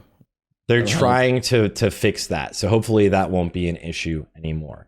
And I think Flame people not seeing them is a big deal. Laviathan Hmm. hard mode. I mean, you're definitely dying more than 4 times to it. I think just to coordinate it. It's like he said, it's not a super hard boss, but it's going to be like you take some getting used to in terms of the coordination, what the vehicles do. Takes some getting Um, used to, but I don't know. Like, it shouldn't be that bad. Like, 2 wipes should really be all that it takes.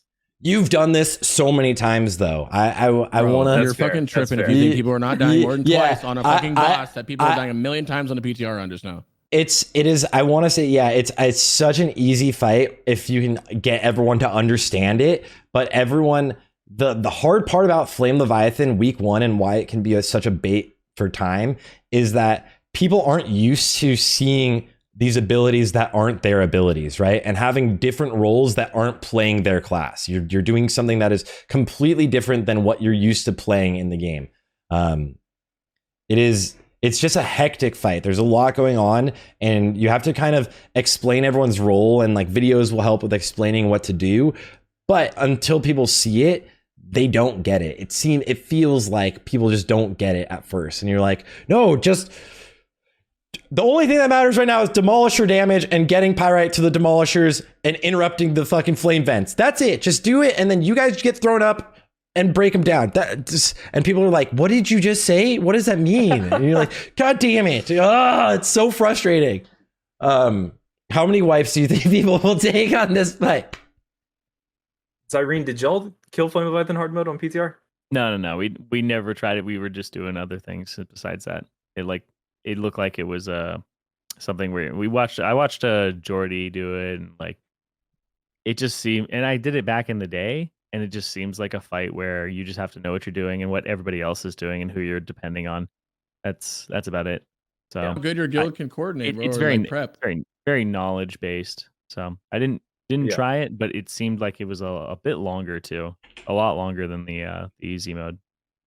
Yeah, the run back is pretty rough. The resets in between each pull for sure. Yeah, So that's true. I think it depends on how much prep they have, bro. Are you prepping? Are you watching the videos? Or do you already have a assignment like with Cosmos thing where you can sit there and assign everybody to their certain vehicles and do they know their vehicles. Like if you're a guild preparing that way, then you're going to be more okay than someone who's going, hey guys, I'm going to explain the fights when I get there after we watch 30-second guides.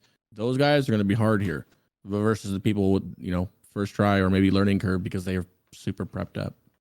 Yeah. So it just depends. All I right. would say GDKP or Pugs. I'm not trying hard mode though. That's just a trap. It's the first boss. You can waste. It is such a raids are time 3 trap. or 4 hours long, bro. You can waste an hour there easily. Remember the trash beforehand too. You can really fuck yourself with that. All right, where do you think it goes? I would just medium. It should be lower than that, but it can be higher than that. So it's right in the middle, I guess. Very quickly will go down. But okay. Yeah, it very quickly will go down. I think it'll go. I think it's like gonna be. I think it instantly goes to first try, like after you guys down it one time type shit. Like after you like even get close to downing it, it's gonna click and you're gonna go, oh, there we go. And after the next week, you have all that eye level increase, which is stupid. It's gonna make you so much stronger because eye level scales with your weapon or your vehicles. Well, then it probably should be learning curve because that's the definition of a learning curve. If you right. think about it, right? It wouldn't be medium. It would be a learning curve. Think about it if you think about the definition. So yeah. It's just people learning their fights. I would just say stick with one vehicle at first if you don't know it. Don't like, here's the bike. Oh, I want this one now. I want this one. Just stick with one. Whether the passenger or the driver, everything has a driver and a passenger. Pick one, stick with it.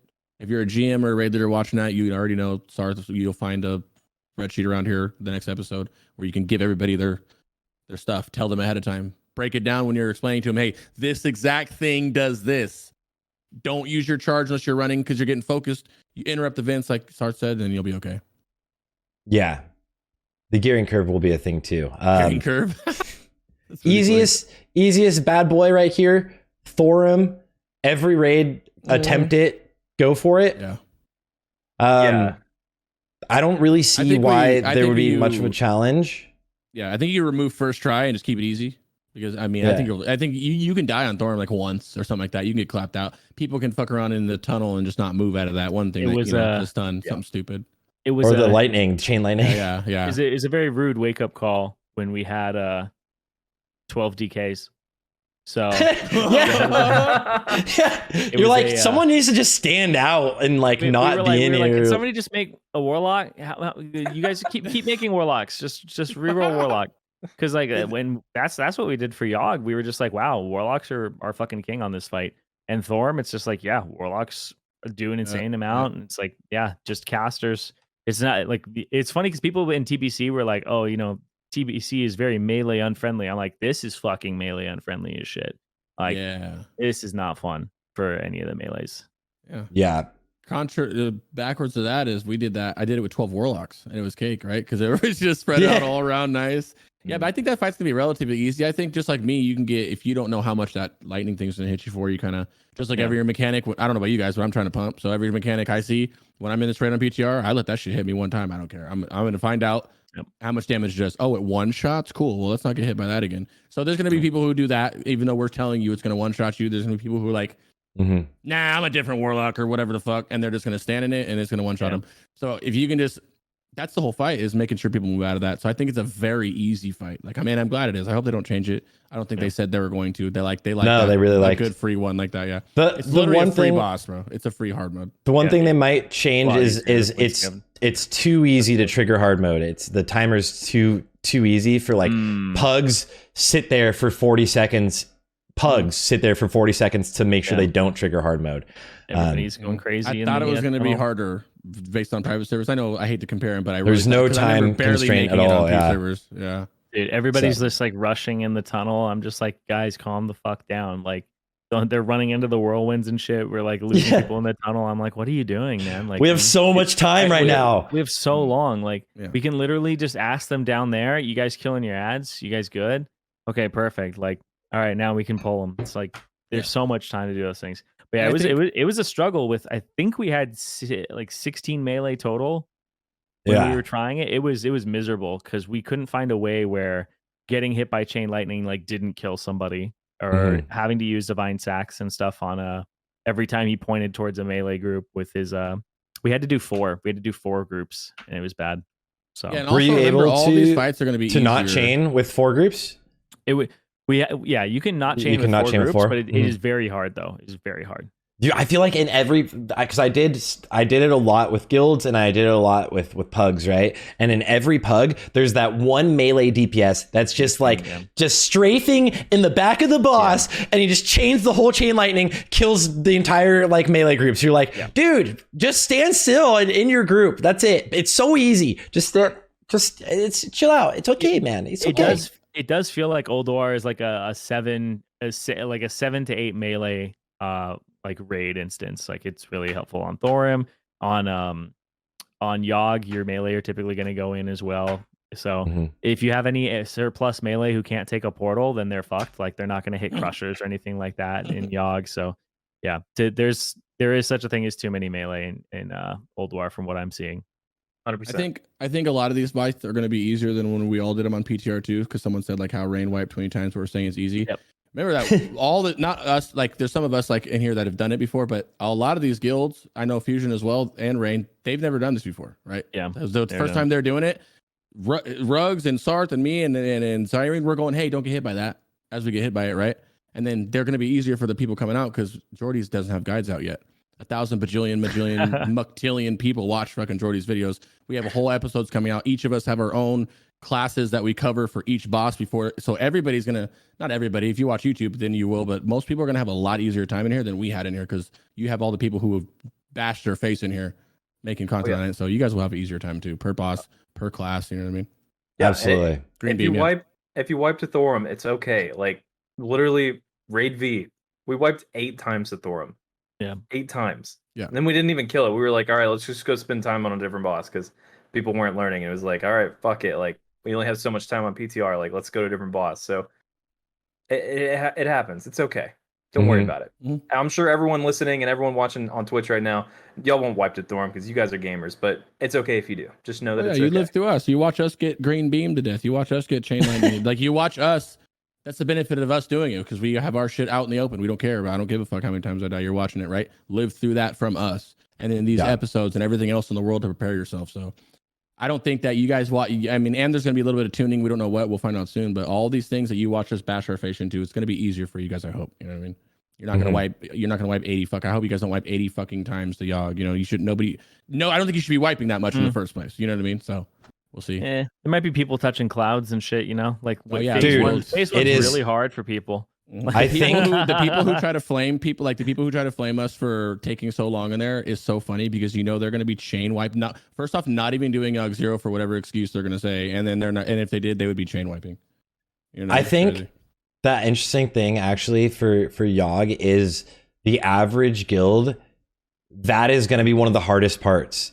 Is literally the clouds destroy the average player, right? Like the average player is like, I have so much room to move through this, instead of you just need like one person to like mark themselves and just be like, follow me. Every time I say follow me, like every time I say we're moving in this direction, we're moving this direction. Just like baby your raid in phase 1 Yogg, because like realistically, if you don't, you're gonna have like 8 of these mobs up and you're like, what the hell is going on? Why? And it's gonna be so frustrating in that phase from melee staying in. Yeah. Like, oh man, dude. Well, also, the more that you have people like not Zug brain, the more people you have listening and are after the kill. Unlike like me, where I'm like, I want to do as much damage as possible. If you have people who are like literally, their whole focus is like, I just want to kill the boss, then you guys are gonna be much better too. And if you embed that in your guild's brain, like, hey, we don't care about damage, dodge crushers, green beam, you know, the shit that they're yelling out, like then it's obviously gonna be better. But that's obviously easier to say than not, right?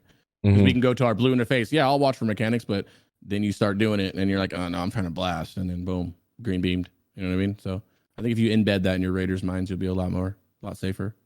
With that, I mean, we're talking about Yogg now. Yogg 0. How does it hard or hardest? Hard. We already have a hardest. You can't just add another one, right? It's hard. Because Yogg 0 would be hard as fuck, and then Yogg 1 is like medium. So I feel like that's a good middle, maybe.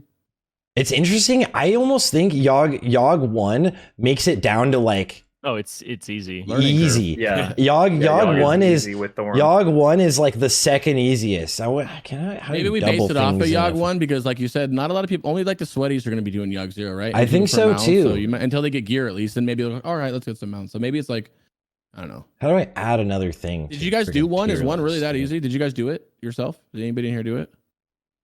I didn't, because everyone attempts just Yogg 0, right? Like the whole point of the Nobody in here PTR actually is did one light to see how much easier it was. Is that I what didn't you're do it saying? on PTR.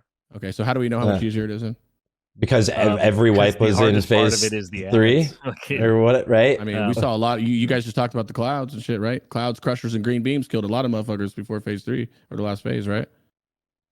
Yeah, but once you have that down, Yeah, Yogg's definitely not fucking going on easy, is what I'm saying. That's like what? It's Yogg 0 about your Yogg should not be on easy. You can put You it on gotta learning remember, curve. I'm you okay just with that. fucking said that people died to Alright, smoke, bro. learning I'm in curve, Fusion and we're all bad fine. gamers, but we still got clapped out phase 1 and 2 and whatever else by crushers and fucking green beams and smoke, bro. That's not an easy boss like that. He is going to be easy, but you gotta remember this is day 1. There's still, you guys just talked about the smoke, did you not? You guys forget about that? all right. You're That's right. fair. You're right. That's a good. All right. There's that's still, good. you gotta remember there's still people that have to, you still have to, yeah, the phase 3 or whatever is gonna be easier, but they still have to fucking turn around. If you have people who can't turn around and learn how to drain soul and turn, or if you're not stacking warlocks, that fucking thing is going to be harder to do. All right, so yeah, we know the I fight's think going to be Yogg will relatively definitely easy, be but a it's gonna learning be- Are we curve. replacing It's Yogg definitely gonna 0 be or are harder. we replacing Yogg 1? Replacing Yogg 1. Place Yogg 1. That apparently nobody in here has killed yet, so we can't, like, you know what I'm saying? We can't gauge it. We don't know how much Well, easier it is. We can gauge it though. You can speculate it. That's what we're all doing, Because is speculating right now. The only thing killing you is at the ads. What did you just say about the smoke before we talked about Yogg? All of you. If No, you're learning able curve. to get Yogg 0 down, then you're able to get Yogg 1 down, right? Yeah, And true. you would have done it X number of attempts earlier, because the whole point of the third phase in the burn is just that you can't kill the ads, right? It's the Mhm. hardest coordination part. Like, people would have killed it a day earlier in a lot of guilds, even like fucking way earlier. Yeah, we would have killed it way earlier if we didn't switch out so many people type shit. But I still don't think this is going to be an easy boss. I think this is going to be a rough one still for 1. So Okay, I can agree that's with that. my opinion, though. I can I agree think with that. If we think about your average player, your average guild, managing their sanity can be a struggle as well. Now that I'm thinking about it, like, Yeah, obviously, stacking warlocks. That's another thing. But okay, it if could you be fail at medium. managing your sanity, you're still gonna make it to the last phase. Mhm. You could do the last phase with 16 people, 18 people. It's not a problem. Like, And they said they're even fixing if- that, right? The RNG of the psychosis and stuff. Looking so that'll into be it. easier too. Yeah. Yeah, that'll be easier too. I forgot about that. Personal responsibility makes things hard for most. That actually, realistically, like in classic, that's what makes things hard. Is people having personal responsibility. It adds so much of the challenge. Is people having to keep themselves alive, right? It's like people having to turn their character away. You know, it's like This guy that's said casual guilds will run 6 rep paladins. No one's gonna stack DKs and warlocks. That's true. Casual guilds don't have Yeah. 7 to 8 warlocks and DKs. so. I think Yogg is. I think Flame Leviathan realistically is the next easiest one to Thorum. I think Yogg might be, for the average player, more of a medium difficulty. Yeah. Uh, Casuals are gonna I fucking can't. chain wipe on 1 light, bro. Promise you. Until they kill it once. they're Until just they at gonna least wipe kill it, like until they learn like everything. 5 times at All right, well, max let's remember 5 this times. conversation when we go back like we usually do. Okay, when we go back, Yeah, we'll go back. were I we wanna right? hear You from gotta remember we're in average players. Fusion, Rain, and Noda, bro. Like our guilds are built diff. Yeah, I like know. people, I've done. But I Yogg one a was in million Salad times, Bakers bro. on- You So have like easy. you have like a decade of Lich King experience. That doesn't Yeah. count. yeah, I'm We're like, talking I'm like, about the average people playing World of Warcraft. Yeah. Sunwell was hard for people, right? yeah, Sunwell was really hard for people. Like, Sunwell was hard for a lot of even good guilds. Muru and shit was like hard. Even my guild was wiping on twins in world record speedruns. We were on pace for the record, or like we would be like 13 seconds behind, and we would wipe on twins every week because one person had personal responsibility. One person. Every time. And it was like, and look who got targeted.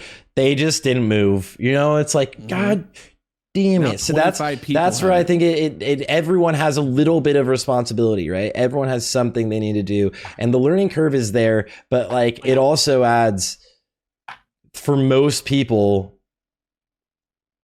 a lot more, right? There's a lot more going on.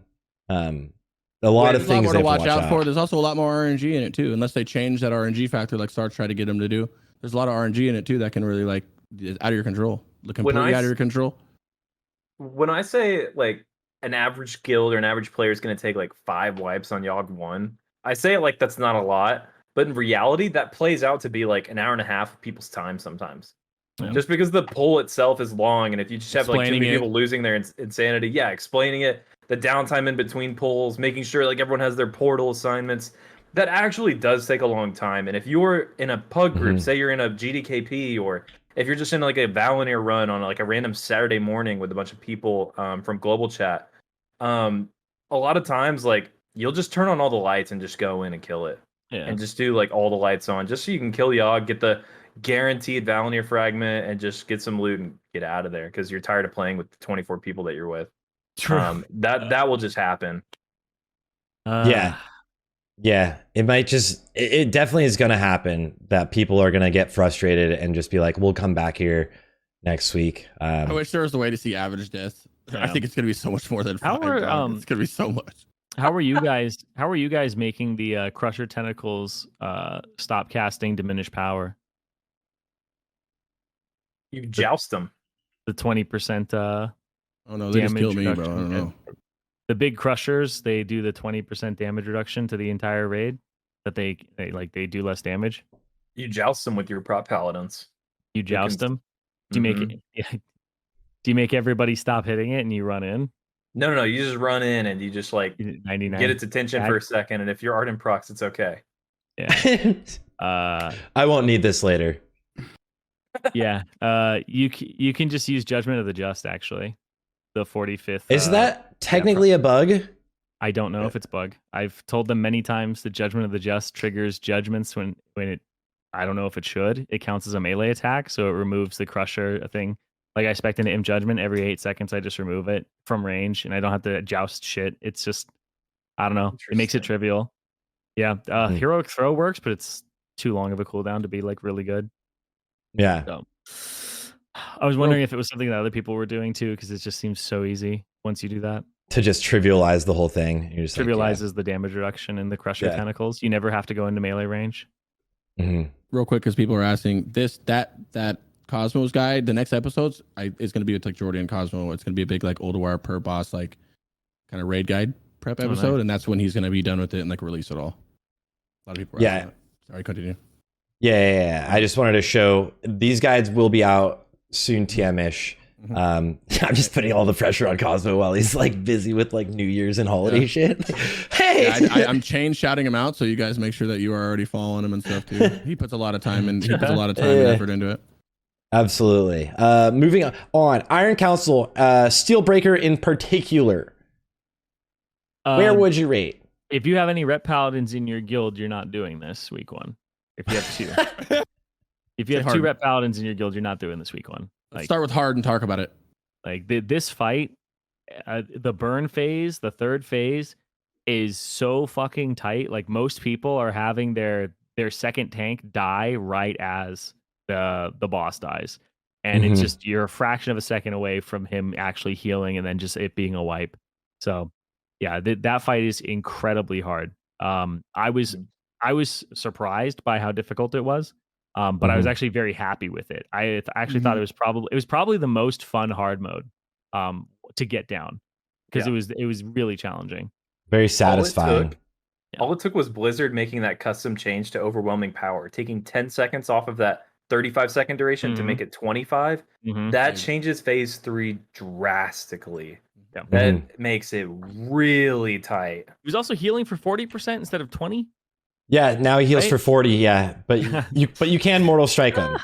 Yeah, so he goes down to 20. Fuck. Down to 20. Yeah, exactly. So like one death, like you drop Mortal Strike or like aim shot for a second, one death happens. The chain snowball effect on this fight is incredible, right? Thinking that you're close. Like, oh, he's 5%. It's like, but are you really gonna kill him in time? Like, you weren't actually DPS close. Cutoff. It's a hard DPS cutoff. Yeah, this fight has always been one of my favorite fights for Warlock reasons, and it didn't let me down. And just like Rug said, in terms of the difficulty and how Zirene, how unforgiving it was, I loved it. Every bit of it. it got to the point where they heal up, like you said, when someone dies, he heals up, and you're just watching him, and you're in execute phase, and you're just like, oh yeah, this is it. He literally, I think we had like 5 back-to-back 1% wipes where someone would die and he just get healed up, and you just hear Baron be like, fuck, just you hear it in his voice. We're so close, and we got to go 1 back again.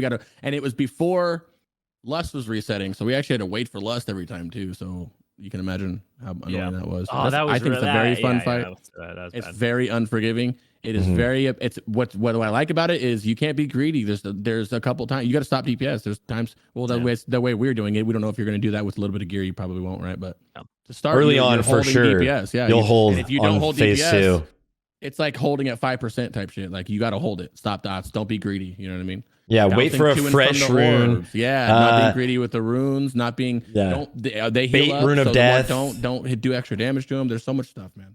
And then like a big thing, I think one thing that I think also is why this fight is one of the most fun ones is that you play it very differently as you will have different gear. Like you'll end up like getting maybe a third rune, right? You're waiting for a third rune or pushing it during a second rune, or you might like as a Death Knight in particular, there's a lot of like your ICDs will be coming back up at like 13-ish% on the second boss. You're like, all right, all DKs fucking turn around and do nothing. Straight up, turn around, do nothing, don't hit it.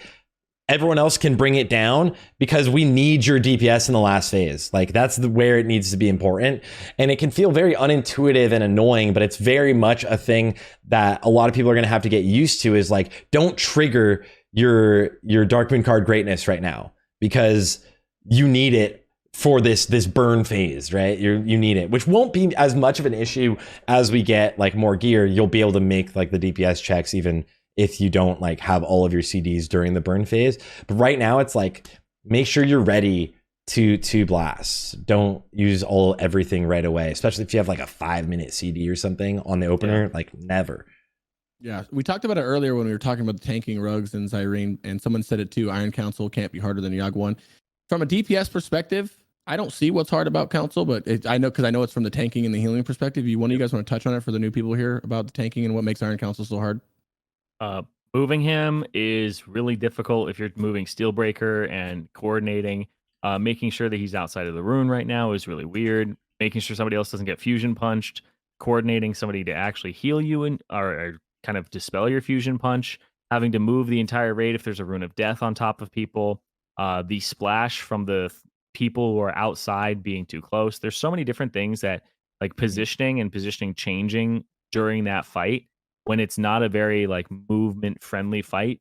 And the last phase you have to plant and just DPS it down and burn it while the tanks also have to survive.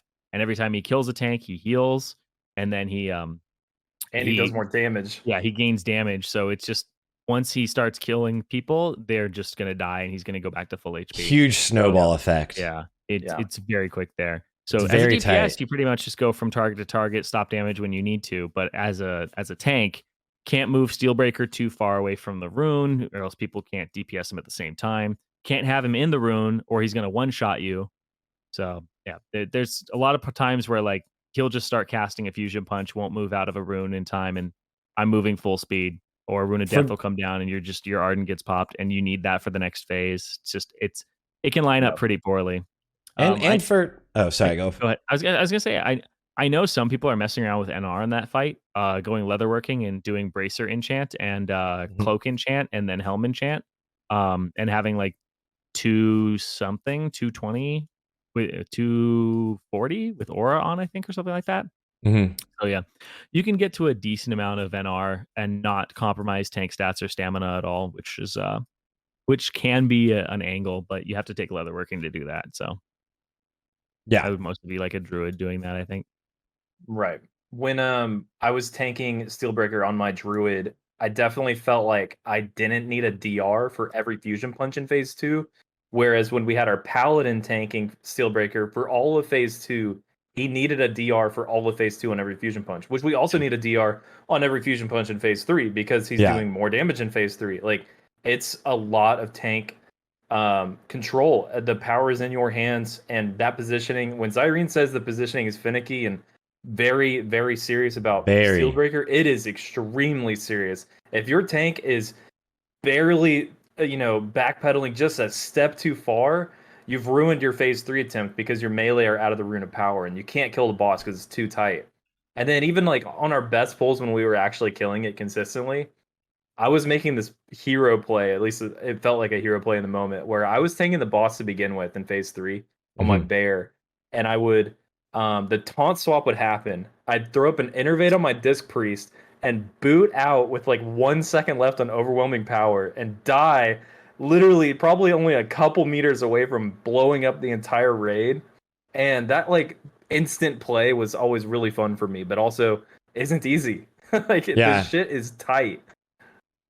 And there's, for DPS, it's not like you have nothing to worry about. If there is a Rune of Death and you take 2, sometimes 3 ticks, like you're just dead. If you don't get out fast enough, you don't react, you get greedy, you're like, I'm almost finishing this cast, you're dead, dude. You just literally, a Rune of Death goes down and you're in it, stop everything you're doing, rocket boot out to safety. It's just 2 ticks, and I think eventually as we get more HP, you might be able to survive 3, which will I be survived 3 as a demo lock. I have a lot of extra stamina. And it's a divine sack rotation on Runes of Death for sure. Yeah, like, one goes out, he's got to pop it. Like, yeah. So it's easy to die, and those deaths are just snowballs. Having anyone down into phase 3 is rough. You don't have the DPS then, or like missing a DPS, missing a healer, missing whatever you're missing during the entrance into phase 3 is sketch. This fight is one that will take people time, and it's a lot easier to just say, let's just move down to the second hardest version, right? Like, let's just like not do Steelbreaker this week. Incorporates everyone, like even the healers that we didn't talk about a lot. Like everyone basically has a responsibility there, and that soaking duty is really important. If you miss your soak, then someone else might get 2 stacks, or if you're out for too long, you might get 2 stacks and die, and that's a wipe. If that happens in phase 3, it is a 100% wipe on the healer's fault. Resto druids are doing a lot of healing on that fight because there's a lot of ticking damage, mostly padding healing. But your paladins and disc priests have a lot of responsibilities with their cooldowns. Like everyone has a involvement in the kill for Iron Council. So it's a beautiful, beautiful fight in its current state. Yeah, DPS have a huge role, like Sarthe said, is that just right in the beginning, you're ripping. You don't want to put everything on cooldown, bro. You know what I mean? You have a big rune coming up 10 seconds into the fight that people will go kind of horny for. That's a big damage to your rune, you know? Someone says you don't need rocket boots to deal with the rune. You can spread out. No, you can get out. Spread out properly before the rune comes out. You have a timer. Everybody spreads out, and then so it just hit like 1 or 2 people. They get out of it. You don't need boots for it. The boots is just kind of. It just makes it a lot easier. It makes it a lot safer. Yeah, I boot when. Yeah, if you have boots, it's just kind of get out of there. Just if you have them, but you don't need them. You know when it's coming up. You just get ready to be on your toes. If that makes sense in a game. Kind of be on the balls of your toes, getting ready to run out. Yeah, everyone also just make sure you grab like the Thames Week or packs. He puts in insane amounts of time, and it'll just tell you to get out. It tells you when things are going to happen. Moving on to Freya, our beautiful lady Freya. How do we think about Freya, guys, on difficulty scale? Is it as hard as Yogg 0, or is it more like Flame Leviathan? I think it's kind of around Thorim area, Flame Leviathan, like between those two. I'm not sure, because like really, it really depends on comp. Like that's the thing, right?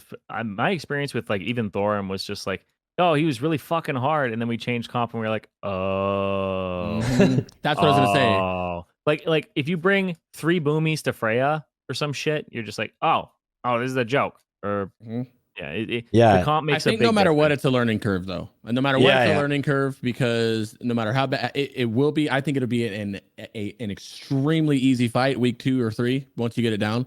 Week 1, I think if you come in prepared, you can make this fight you can make it hard, or you can make it learning curve.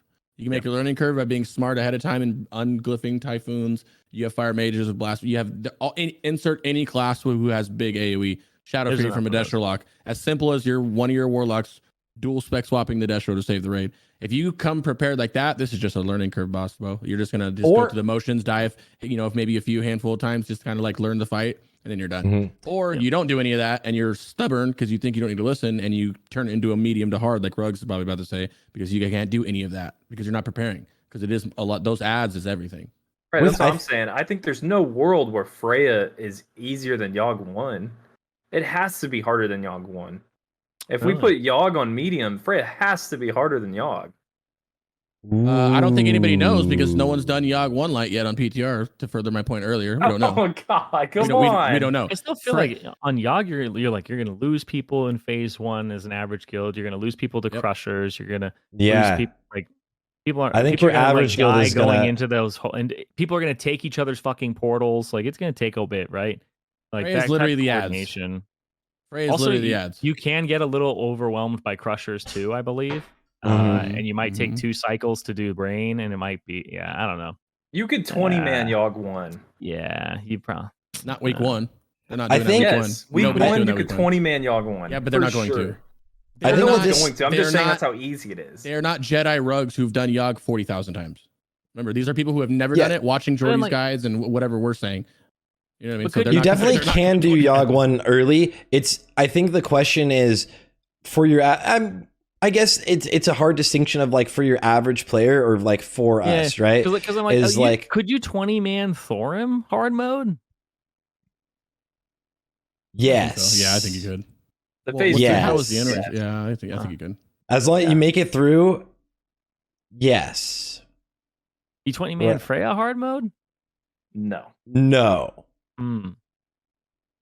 No, there's no way. No, you're dead. You're dead on that. The first like big guy, even. It's not even the small guys that kill you when you're 20 manning. There's no At the way you'd have beginning, enough right? D-sacks. Yeah. You wouldn't have enough utility for all the ad waves that you just run out. Mm-hmm. You could 20-man the second but- phase of Freya. So if people die, it's okay. It's not the end of Yeah, the world. yeah. Just like in Yogg, it's not the You end of think the world. you if think people you'd die. kill Thorim fast enough that he wouldn't get enough stacks to just one clap the tanks? Yeah. Well, our tanks weren't having issues on Thorim late. right We were, like, now. Okay. so cozy. I think Freya also, once you learn it's like as long as you can take your time with like the ads, right? Like if you can just like not blow your load, it's doable, right? And I think that's easier to coordinate, in my opinion, than it is to coordinate everyone doing their job on Yogg 1. Even though Yogg 1, I think for the average top 10 guilds on each server is going to be significantly easier, right? I think for most people, it's just that the idea that there's any sort of personal responsibility adds this bit of challenge for the average gamer, which is, I think it's weird thinking about, because I'm trying to think about it, right? It's like it's just like, just turn around and don't run into the green beams. It's like, but we see like great players running into the green beams, right? It's like, so it's an easy mechanic to dodge. It won't happen too often. Once you get through it, you're gonna not have it. It takes a long time to get here, and the fight's long, so it's gonna take a long time to get it down. Whereas I think earlier on, you'll be able to progress through Freya potentially easier because of the sake of the ability to cheese it, to make those swaps that I think aren't the hardest swaps. Your guild has warlocks. Make them go Destro. That it's right. Your guild has There's probably so a many things you can do boomkin for these ads, right? bro. There's so many boomkins would want to unfucking typhoon it too, so it's like perfect. It's like there's so many things you can do for Freya. Mhm. There is. You're gonna have the curve of learning what each of the waves of them do, but they're not hard to deal with. The people are smart enough to get under a mushroom. It's just the blowing up ads that you're gonna have a problem with, and once that gets figured out, you're good to go, bro. Promise you. Watch, come back. We'll come back to this too. Watch. Promise you. It's gonna be easy as shit. It's not Yogg 0 Nins. So yeah, Yeah, exactly. It's just the exploding lashers. It's like, and once you guys see, once people, you're gonna wipe a few times because you're gonna be like, oh shit, they do one shot, and they're gonna figure out the CC. You don't want them to spread out too much, so you got to get, once you get down that little corral where you're stacking up and you're moving away and you're stunning, then you guys are good, bro. I promise Yeah, you. I think it's just those ads, not the big dude, not the 3 that need to die at the same time. Kill them at the same time. Have your Raider yell for the casters to hit the one that's the highest. Like it's common. That's common sense. Right? Yeah, it's not an impossible fight. It's an ad fight that you pay attention to.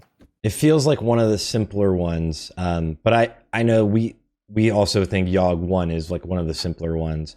But I think people are going to struggle early on with But the Yogg. difference is we've Just all even done with Freya hard clouds. mode. We've all done Freya hard mode. We haven't done Yogg 1. So we know for sure Freya hard mode. We know what to expect out of that, unless they change it, which I don't recall if they were. Don't know if that's a valid argument still, because we've all attempted the much harder version, right? So it's like if you've gotten close or killed the much harder version, then you can make a very accurate like estimation of like that was where all of the challenge was when people were progressing, right?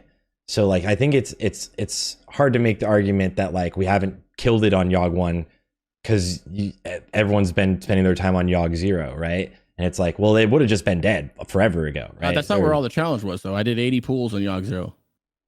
There was a shit ton of wipes from the goddamn smoke and the crushers and the green beams. It wasn't all exactly. That's why I think it's going to be harder than Freya because of that personal responsibility. Yeah, exactly. But once people get it down, I think they're I'm pretty much trying to say Freya should be learning curve, but maybe harder if you're not smart. You're not bringing like the people who help with all those like the CC stuff. Yeah. You can make all these hard modes harder. Yeah. Like you could have a hard mode of the hard modes.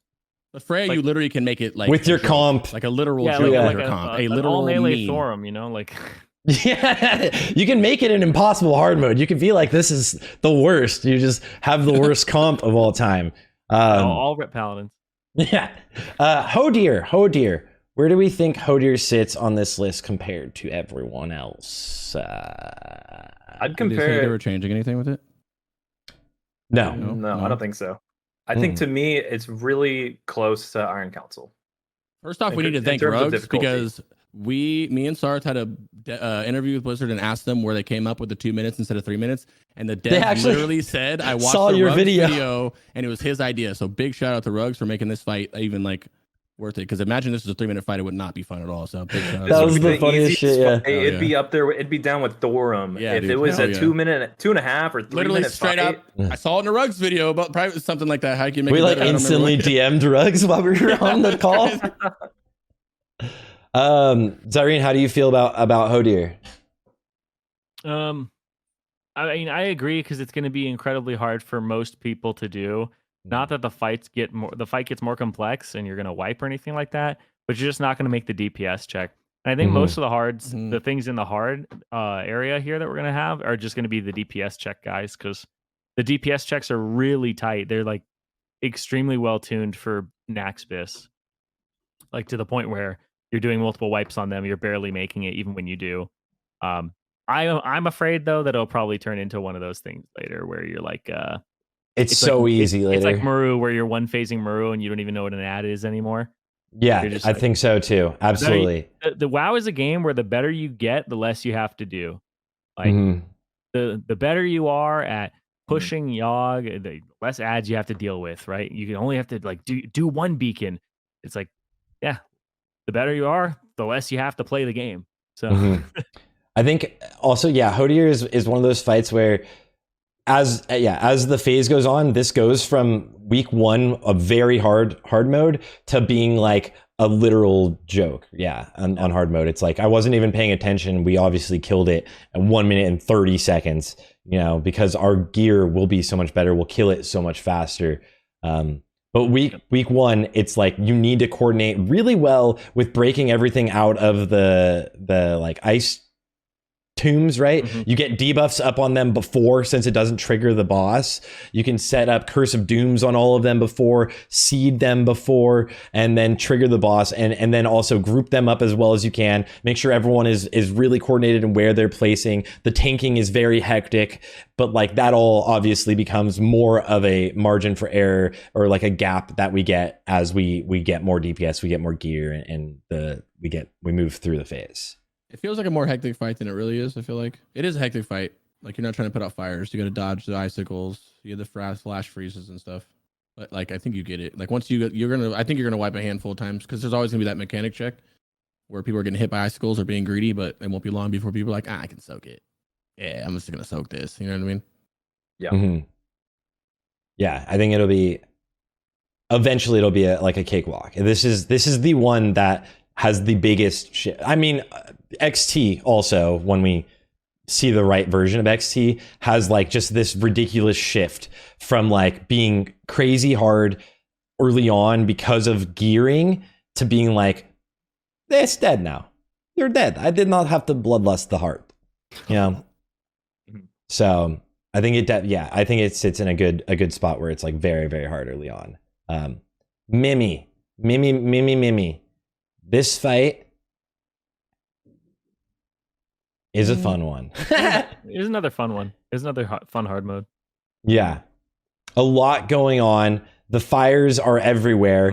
It traditionally back in the day was known as like the hardest hard mode, kind of, probably with Yogg 0, of course. And I think that obviously changes as players are better. And realistically, the hard part of this fight is that you have to just understand the fight and get used to it, which takes time. It just takes a lot of reps for people. And once everyone's used to doing it, it'll be a lot easier. Yeah. I feel like it's a medium or a learning curve based on your raid leader. Kind of like if there was one in the middle of them, like kind of, you know what I mean? Like it definitely can be harder. Like in terms, I don't like using my guild as an example, but like this, like we did wipe a handful of times, but it wasn't like nearly as much as we thought we were. But we also, we had Baron, that's where the raid leader comes in, right? We have a raid leader who knows what he's doing. So I feel like if you have a raid leader that really is doing good at callouts and you guys are really good at listening to those callouts, then you're going to be okay and paying attention to some things. Then it's just I would almost say a steep learning curve almost. Difficulty wise, I feel like Firefighter in its current state is really similar to Kill Jaden. Wouldn't you guys agree? Yeah, actually. Yeah. Fucking good right there. I love the dragon. I just had flashbacks to piloting the Kill Jaden dragon, man. That was the best time. I love that. Just yelling like, come on me, dude, come on. I need the DPS. I was like, group on the baby dragon. I think Mem's going to be harder. I think Mem's going to be harder than Freya. And I think if Yogg 1 is as easy as you guys say it is, as you guys are speculating, I would say it's going to be harder than Yogg 1. I think Mim will be more of a time sink than Yogg and Freya week 1. And that will be a big change past that because of how much it is so important that it's just learning, right? It's not like a DPS check. It's not like a raid CD check, although like phase 2 is hard right now. It's all currently just knowing the mechanics, and it is super challenging early on for most people. And I would say the average guild is gonna fucking lose their shit on here early on. I think even outside the fires, there's a lot of things you need to pay attention to in terms of DPS, and in terms of the things that you turn your brain off for, like the body turning around, shitting on people. And that's also just call outs. So like I said, that's call outs. As long as you have the bridging the fire is good. Yeah, and the call outs, I think you're good. If you're more like in a guild where it's kind of like you're figuring it out as you go, you definitely can waste your entire night on this fight if you don't have a direction. Yeah, if you don't have a direction, you can definitely waste your entire night on this fight. Yeah, hopefully they change some of the stuff that you guys were talking about, because like I remember in one of the raids we like 15 manned the last phase. Yeah. This is like, what the heck, dude? Yeah. Well, I honestly think this fight, I think this fight is very easy. if you guys have done it, like I don't think we're gonna struggle too much with it. I think that phase is the phase 4. Everybody kept yelling at us like, why are you guys saving us? Why are you guys saving us? And the minute that we didn't, we like lusted phase 2 or something. The boss went down. A lot easier. You know what What's phase 2? Went down right away, right? Yep. So that's just more coordination and people, and your raid leader knowing when to press or when to do his stuff. That's the difference. And that's why making this fight easier or not. That's why I really hope that they fix Firefighter and make it so that it's an 8-minute rage timer, so that when you get to phase 4, you either want to save lust for phase 4, because that's like when the boss needs to freaking die at that point, and you're gonna have the most amount of damage. But also you want everyone alive. You shouldn't be able to kill Firefighter with 24, 23, 22 people in phase 15. 4. Yeah, 15. That's stupid. You should have everyone alive. And every single laser barrage should matter in that last phase. When all that chaos is happening, melee shouldn't get hit by mines and die and think like, well, they'll kill it without me. They don't need me. It's not like the enrage timer is tight. Like, the enrage timer should be tight. That's what makes Mimeron like such a awesome chef's kiss fight. So I don't like it in its current state, but I do think it is harder than Yogg and Freya. And again, like week 2, you're like, oh, just do this same thing, right? It's just reps. This is a fight of I think after you guys kill this once, you're gonna have a very much easier time with this. Yeah, it's like much easier. let's everything just in do that it the medium same tier, to be thing. honest. Just Everything do in that the same medium thing. tier becomes easy week 2, 3. Like literally just jump right to easy. Very much Once so. you guys just know the mechanics. Very much so. General Veziak. I did not kill him on hard mode. Yeah, this is gonna depend. So I want to flatline. I want to start at medium. Hard mode. It can definitely be easier though. it's just like you're sitting there. It's a long time. You're just like, let's wait. I think if you have a raid full of people who aren't greedy, I think you are much safer on this fight.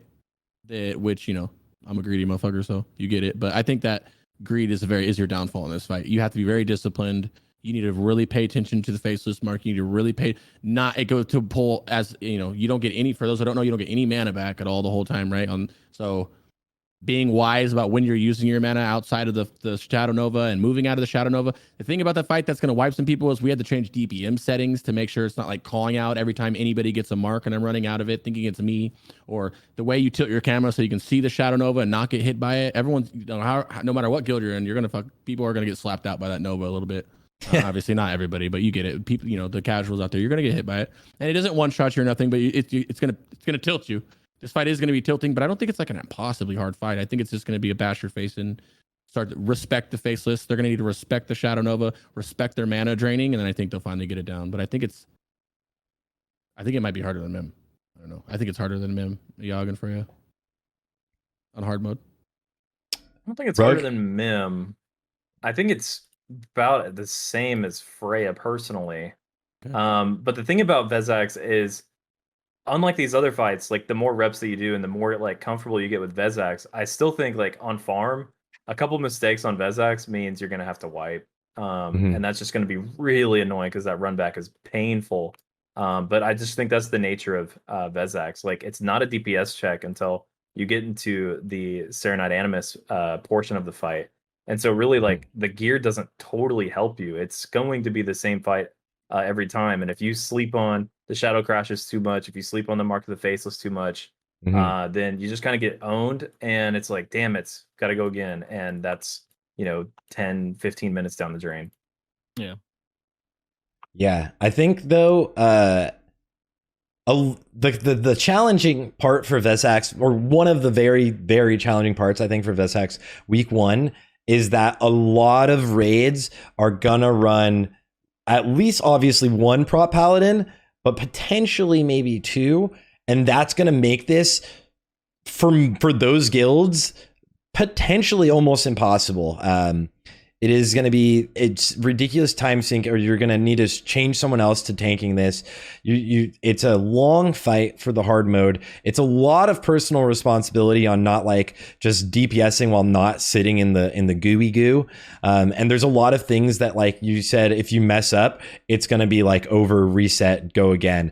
And so I think that makes it one of the more challenging, by far, actually, one of the more challenging fights week 1. For a lot of guilds, because of the learning curve. Also, it's towards the end, so you're tired probably, and it's just like, damn, one thing went wrong. It's like, now we're not going to be able to get it. Wipe it up, go again. It's a challenging fight. Even normal mode, I think, is like a similar vein, right? It's not like it's too much different. It's just take longer and wait and manage mana and stuff. But I think people having to see the fight and respect it. They have to see each of those mechanics and respect those mechanics, and then your raid has to do it. But the sad thing about it, it feels like this fight is one of those ones where it's not like a boss where someone gets clapped out, like the chain lightning or whatever from Thorim, and you can go, oh shit, Crix died to this. I cannot get hit by that, right? This is one of those things where like, oh, someone got hit by that. That didn't look like it did much, and then it's almost like everybody needs to get hit by it before they go, oh, I guess everybody in the raid respects this mechanic still, and that's what kind of makes it a little bit annoying. Hey, but that room though, running down to him and his room, the whole like Twisted Nether, you run down to like Twisted Nether part of the raid. The fucking Kingdom Hearts intro. Yeah. Stained glass windows and stuff. It's so fucking cool. Bro. Yeah. The mechanic, the whole part of the fight, the whole thing that makes Vezax is just a cool fight. The whole fight is just amazing. It's a good one. I love this fight. It's a lot of fun. Big Shadow Priest fight. Big Warlock fight. Casters are having a blast on this fight. Yep. It's a lot of fun, man. Big Boomy fight. It's a lot of fun. But I think if you can say this to all the fights, but this is it's unforgiving, but differently. It's not like one-shotting unforgiving you. It's just like, okay, now you think you're doing great. The boss is dying. Oh, but everyone's out of mana now. You're like, oh, death shit, by 1,000 cuts. I didn't even think about everybody being out of mana now. So it's just like it's opening your mind to a different part of the game and a mechanic that you normally wouldn't have to pay attention to, and that could be another learning curve in itself. But I agree with her. I think it definitely in the medium, somewhere in the medium. I personally think it's a little easier or harder than Frey. I think Frey. Maybe I'm underestimating Frey. I think Frey is not going to be that hard at all. I thought at first when we did it with Fusion, it was going to be rough, but then I did it on some pugs and we two-shot it. People not even in comms type shit, just talking in raid chat, and I was like, oh, maybe this isn't as hard as we thought it was. But that was because we had people in there preparing to do the stun. So I don't know. Yeah, I think Freya becomes all about dealing with it, right? Yeah. I think Vesax is harder than that significantly, especially if you're imagine being in a pug on General Vesax and you're like, fuck this. You guys can't figure out how to manage your mana at all right now. I don't want. Let's just skip it and kill it normal. I feel like that's going to happen for a lot of people. There's going to be this level of frustration on here. Yeah, and like you're saying, like the knocks back Shadow Crash doesn't kill you, hits you for like not that bad, and then but like it slowly whittles down your healer's mana too, and it knocks everything. You back, which puts you at it, and you can't cast outside of the Shadow Nova, so you're running back to the Shadow Nova, so it's less downtime on the boss. And when you're running the Shadow Nova, you can get fucking picked for the Shadow Nova and fuck up the Shadow Nova that's going to go now placement behind the place that you want the Novas at because your dumbass got hit by it. This is me, I got hit by it, trust me. And it cascades real quick. You're healing, the healer's mana goes down, your mana's low because you're like, oh, I got to keep my dots up outside the circle. It's small things. And the thing about Vesex, especially from a Warlock, and I can speak from a Warlock, Boomy, and a Shadow Priest perspective, rotation changes on that fight. Like your actual rotation changes drastically on that fight for all these. So I don't know if Melee is that way, but I like that. I really like this fight. It's probably my second favorite fight in here because of that. It makes you embrace a different kind of play style that you otherwise would never, ever get to play, really. So it's kind of cool. Yeah. Zirene, how did you feel about this? How do you feel about placement of General VZ? I think it's fine. Like having him in a tier because he's not really a DPS check for the most part. Like you do have to kill the Sarthe and I Animus like a little fast, so you don't get too many stacks. But it'll be doable for a lot of guilds. It's just patience. I don't know how many people are going to do it week one, but I think it's worth trying because it's not that difficult. I think even like the mana issue stuff too. Like you can like prepare for going inside of the Serenite Vapors and stuff eventually, right? Yeah, you can be like, we will have the chance. Yeah. I would say this is a good fight. Like we talked about it earlier, this is a good fight to mash your face in it. I think, but I think you should make sure you get because the loot. Right. Yeah, make sure you like. One, if this is definitely the time. I know a lot of guilds, and I probably almost not every guild, but a lot of guilds have 2 raid days. They just don't break into that second one because the content's been pretty easy. I think you guys should really dust that second day off. I know a lot of people sign up for 2 days, but really they're gonna be like, oh, I can only make the Tuesday, not the Thursday. Fill a roster up and go in there for 2 days, dog. You know what I mean? Don't feel bad if you have the bodies for it, obviously, but dust off that second day because you can. I think you can cruise up to Vesax. You'll have some wipes, but I think you can one night. If you can get to Vesax in one night and then day 2 come back and just mangle some Vesax and some Yogg 1, you have a solid ass raid week 1. You know what I mean? Get some good loot, come back in, get some regroup, change what you need to change some strats around, see what the other guilds are doing, whatever your little mental thing that you guys do to get ready as a raid leader, and then come back to week 2 and start trying to see, okay, maybe we poke at Flame Leviathan once, maybe we poke at Yogg 0, or we set insert boss. You get it. You know your guild's stuff. Don't poke at Yogg 0 right away. That's Yogg 0 and Yogg 1 is such a step up, and it like Zirene was saying, it's just a mount. It's just a mount. That's what you get. That's the difference in an achieve, right? Like cool mount, just chill out. Get the gear from Yogg 1. It's a lot easier, and then Yogg 0 is just like this jump in difficulty, and it's like so much more coordination in the last phase, especially early on with gear. But even past that, like it still hurts. It's true. Just a fucking that's a fight. That's a fight. I think most guilds have better chance spending their 2 raids hitting 10 and then 25. That's true. Yeah, well, absolutely. I assume that guilds have separate days for 10 mans, so I kind of didn't. Yeah, usually people have like 2 days. I kind of completely forgot about the 10 mans. Yeah, you're right. I think every you are doing guild 10 should mans. go 10 first, right? Every guild, realistically, probably not every guild, but like every Noda, guild go do 10 mans first, Noda. Like, don't. Yo, I think 10 we mans might. you can find other places because you Um, only need 10 people to agree on a time. I think the best thing you could do is find time to do that 10 man outside of your raid time, so you have more time in 25s. Yeah, but if your guild If you wants can. to get Obviously the you can, clears, it'll make it a lot easier seeing the fights. 10 man is literally the exact same fight for the most part, just where the thing that would have killed you in 25 man just didn't kill you, and you're like, oh, that was he's a right. little close. Yep, he's right. 10 man is exactly pretty much the same, but way easier. Yeah, just like it's like a vaccine. It's like easier. the easy, you get injected with the easy version of it, and you're used to it now, and your body's like, oh, now that's what you meant to watch out for. I'll dodge that. Weekend raids 25 turn a week. Yeah, that's what we do too. Like with 10s are different times. That's why I said that. I make sure you're doing 10 mans. I completely forgot those existed. But I think the debuff that makes the tank blow up in Steelbreaker is a minute long in hard mode or in 10 man. There you go. I think it's a minute long, It's and ridiculous. people are like bopping a DPS and having him taunt, so he's doing the 200% extra damage for that phase, and it's just like a joke. Like Yeah. minute long, 200% extra damage. He's just the tank's already built so much threat on it that it doesn't matter. He'll taunt, but he can just taunt it back, get a lead, etc. Salve that guy. Rhett will finally shine. Ray's rejoicing. I think Warcraft logs already said if you have that debuff, they're like removing the that like any damage you do during that part or whatever, because they don't want people doing that stuff. And you should be able to deal with the hard modes week 1 10 man for like most of them as like a normal person, right? Like most people, you'll see all of the mechanics and you'll like maybe have some wipes, but like this actually translates pretty close as well to like the 10 man versions of them, where it's like just once you see everything, it's unbelievable how much that is important in this raid. Like the learning curves, right? It's just like seeing all of the mechanics and understanding what's happening and like being able to like put it to an actual like physical like map, right? It's like Mimeron. It's like just seeing how the fire follows someone and being able to be like, let's put all of those fires in this corner now. That is so large, and at going in and trying to teach 24 other people how to do that instead of 9 people at first, and then having them all like now having experienced it is a very large, I think, increase for you. This is one of the first times that, and I think personally, this is a little bit of a step towards away from old classic and more towards retail, is that DPS checks, hard DPS checks, and eye level and things like that making a really large difference, because I think this is the first time that there's a hard DPS check in any of the raids. Before this, I don't think there was. Yeah.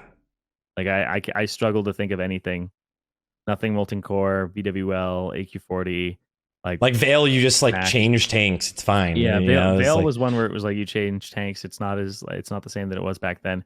mhm. So these are like, you don't get the loot that you want if you don't make the timer. Vaj. I think that this is just like we say every time. People didn't like kill spore bats at the start. Yeah.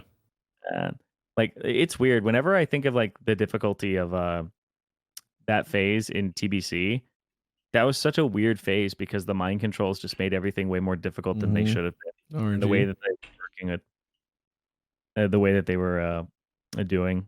It was like mind controls are just strange mechanics to have. So. Mhm. Good phase. Yeah, this is the first time that I think we have like hard DPS checks that really like you have to make these, and so it changes people's gear. You can't bring because before this, WoW was really like it was a knowledge game more than anything. Where if you knew and you came in, your gear didn't really matter that much. There were some times where like a tank it mattered, but for like DPS, you have to kind of crank out as much as you possibly can. There's more onus on DPS. Brutalis is probably like the closest thing, right, from before, where people were like, week 1, it was a little hard to maybe make that DPS check, but now it's much harder in full bis with good players. So yeah, this is like Hodir is really good guilds in full bis are getting within like a second of it. You know, it's like that one early on is those DPS checks are very, very tight, and they'll get a lot more lenient as we get a lot more of this gear and your classes really scale up. So that'll be nice. Yeah. And fights will get shorter and your DPS goes higher then because everything's faster, right? More uptime of your CDs. It snowballs in that way too, where everything will progressively get easier and you'll have more knowledge. So early on, this is going to be a challenging raid, but it's not going to be like guild breaking. And you could just do normal modes if you're struggling. Earlier, It can be guild breaking. Don't let it be guild breaking. Yeah, it very much can be. This is a fucking video game. If you're having troubles with something in the boss, somewhere out there, somebody can help you. Whether that's one of our streams, whether that's a video, a Jordy's video, anything, the answer's out there somewhere. Yeah. Whether your guild crashes to this is up to you guys. Like obviously it comes out of your hands. Some raiders can just fucking quit and shit like that. But the easier, if it gets to the point where you're in a guild, if you have any kind of authority in your guild and you sense that shit's getting stuff, stop at the hard modes, dog. Just kill the boss. Fucking kill the boss. Go to the next one. Come back next week. Deal with the drama afterwards. You don't want to let your shit die over an amazing. You don't want an amazing raid to kill your guild, bro. This is a very fun raid. It's gonna be a little rough at first, but just we say it every time. We don't do it to shill our content out, bro. Just watch the guides. There's guides for every class. There's guides for everything. We have resources for every class, every boss, everything. This is the time to do that research. If you're not a raid leader, if you're not an officer, no authority, and you want to be, this is your time to step up. Come there with the strats, my G. Come there with the strats. Like, yo, I was watching fucking Jordy do this, to help them out. If you're just an innocent bystander, if you're I saw it on Shark screen. Yeah, or if you're watching this video and you're worried about your guild, you know why you're worried about your guild. You know what your weaknesses are. Try to help that out in any way. Okay, well, maybe it's our warlocks. Okay, I'm gonna bug cricks, and this fight's hard for put fucking two and two together. If you don't want your guild to crash, try to do everything you can. I know it's not all in your handy, or you can just find a new guild. You know what I mean? The progression will take time. Bro. Yeah, You said it earlier the most. that like guilds need to start dusting off their second raid day. And some guilds need 3 raid days. Hell, I think the average guild probably will never one day clear Ulduar until phase 3 comes out. Maybe when you're like full bis, but I'm talking like killing Algalon and everything. Like you might not fully clear Ulduar even on farm in the average guild in one night. Unless you want to go over your 4-hour limit or whatever your time limit is. Like it is a long ass raid that's very punishing when you wipe sometimes, like on Vezax. It is very challenging. Gear will help you 100%, but if you want to full clear all hard modes in Algalon, it takes time. And the progression is going to be it's going to be tough. But like we take the fun out of it because we do our progression on the PTR. I miss the glory days of being able to, kill something like Algalon, for example, for the first time and like screaming with 24 other people on Discord. Like that's awesome. Like look forward to it because it's going to be really well earned once you get it. Yeah. Learn from us, dog. The PTR will be back up. You guys are watching us all in there. Watch us again. Learn from our mistakes. You see my dumbass eat 5 green beans? Don't fucking eat green beans. You know what I mean? Don't eat green beans. Bro. Yeah. Don't eat the green beans and the fucking crushers, bro. Watch us make our mistakes and what we do correct and not correct and do the same thing, boys. It's a fun raid. This is raiding, bro. If you don't know, if you didn't play retail, this is what raiding feels like. It's even more so in retail. It's imagine like 20 this times 5, but this is what it begins with. You have 2 days. You're struggling and it feels so good. If you did Sunwall, I bet you probably did that with Muru when you guys finally killed Muru. You know what I mean? Yeah. A lot of fun. I'm excited, man. I'm definitely looking forward to this raid. I think everyone should be. We have this first time ever where there's both 10 and 25, both are very rewarding. Like 10 is such good gear too. Most classes have so much fucking good bis in there. Loot drama is about to be fucking nuts, dude. Guilds are gonna explode over the bosses. Imagine that. Plus it's like, I don't even want to fight this hard mode because I don't get shit, Oh man. And then like some disc priest wants Valinir and everyone's fighting. Oh boy. Just popcorn loot, ready. Bro. There's some big loot. Yeah, just try not to be that guy in your raid, bro. Don't be that guy causing up drama over loot. It's fucking loot in a video game. Yeah, we have 29 DKs in my guild, and everyone has a second and third DK, so it'll be fun. I like how I'm just always like, don't worry about loot, guys. I am the demo lock. Don't even trip about it, guys. Don't even there's no reason to have loot drama or anything like that. Yeah. GDKP drama, we need to kill this hard mode because he's willing to bid 50,000 if this drops. Dude, I wish I had a GDKP tune for the first couple weeks of Ulduar. I think that'd be so much fun. Bro, yeah. Oh my That'd god. be so much fun to see it, because especially you, because you don't buy shit, right? So you're just waiting the whole time seeing what's gonna drop. That's gonna be fun. How high will it go, dude? How high will it go? Stark's gonna be bidding like the lowest just to make it seem like he's bidding to get the price up there. Hell yeah, Yeah. Potster, hell yeah. No, I'm a 2K passer, dude. I'm a 2K Andy. Sorry, that was a little bit too high. This is my 18th ult. I don't actually buy things on this character. Saving. Oh man, what boss are you guys looking forward to the most? Sarth, what are you looking forward to the most? Number one boss. What's your favorite boss in Ulduar right now? Go. I'm looking forward to Hodier if you get a perfect snapshot. And I think Gary might double dip on the haste of the beam. If he lands in the beam, someone would have to correct me. I wonder if Deontay is still here. But you can have this insane Gary, and you're just blasting, and you watch this mage hit like 30k DPS, and I just think that one's really fun. In the sense of like the meters, I think that's really fun. So that one really, probably so nice on those. Yeah. Same with Absolute laser Vesax, beam. or how does it work for melee on Vesax? I've never done it. You guys don't Sucks have balls, dude. No, No one no, cares. You don't have anything. anything? You don't get buffs? We just patchwork. That's You just sit there, dude. Oh, okay. Yeah. Only forever. Kick, that's it. Those haste ones coming from a Shadow Priest and a Boomy, like Hodier. I did a Hodier where it's like you get the haste buffs, so you're just spamming Mind Flay, right? Keep your dots up, spam Mind Flay, spam Starfire, and it's so much. Those fights are a lot of fun. Yeah. What about Rugs? I What are you had- looking forward to? My favorite fight of all time and the entire video game is Algalon. It does not get old to me, even on farm. That fight The visually entire World of Warcraft game, like and all of World of Warcraft. All is of my the favorite wows? fight. Whoa! Yeah.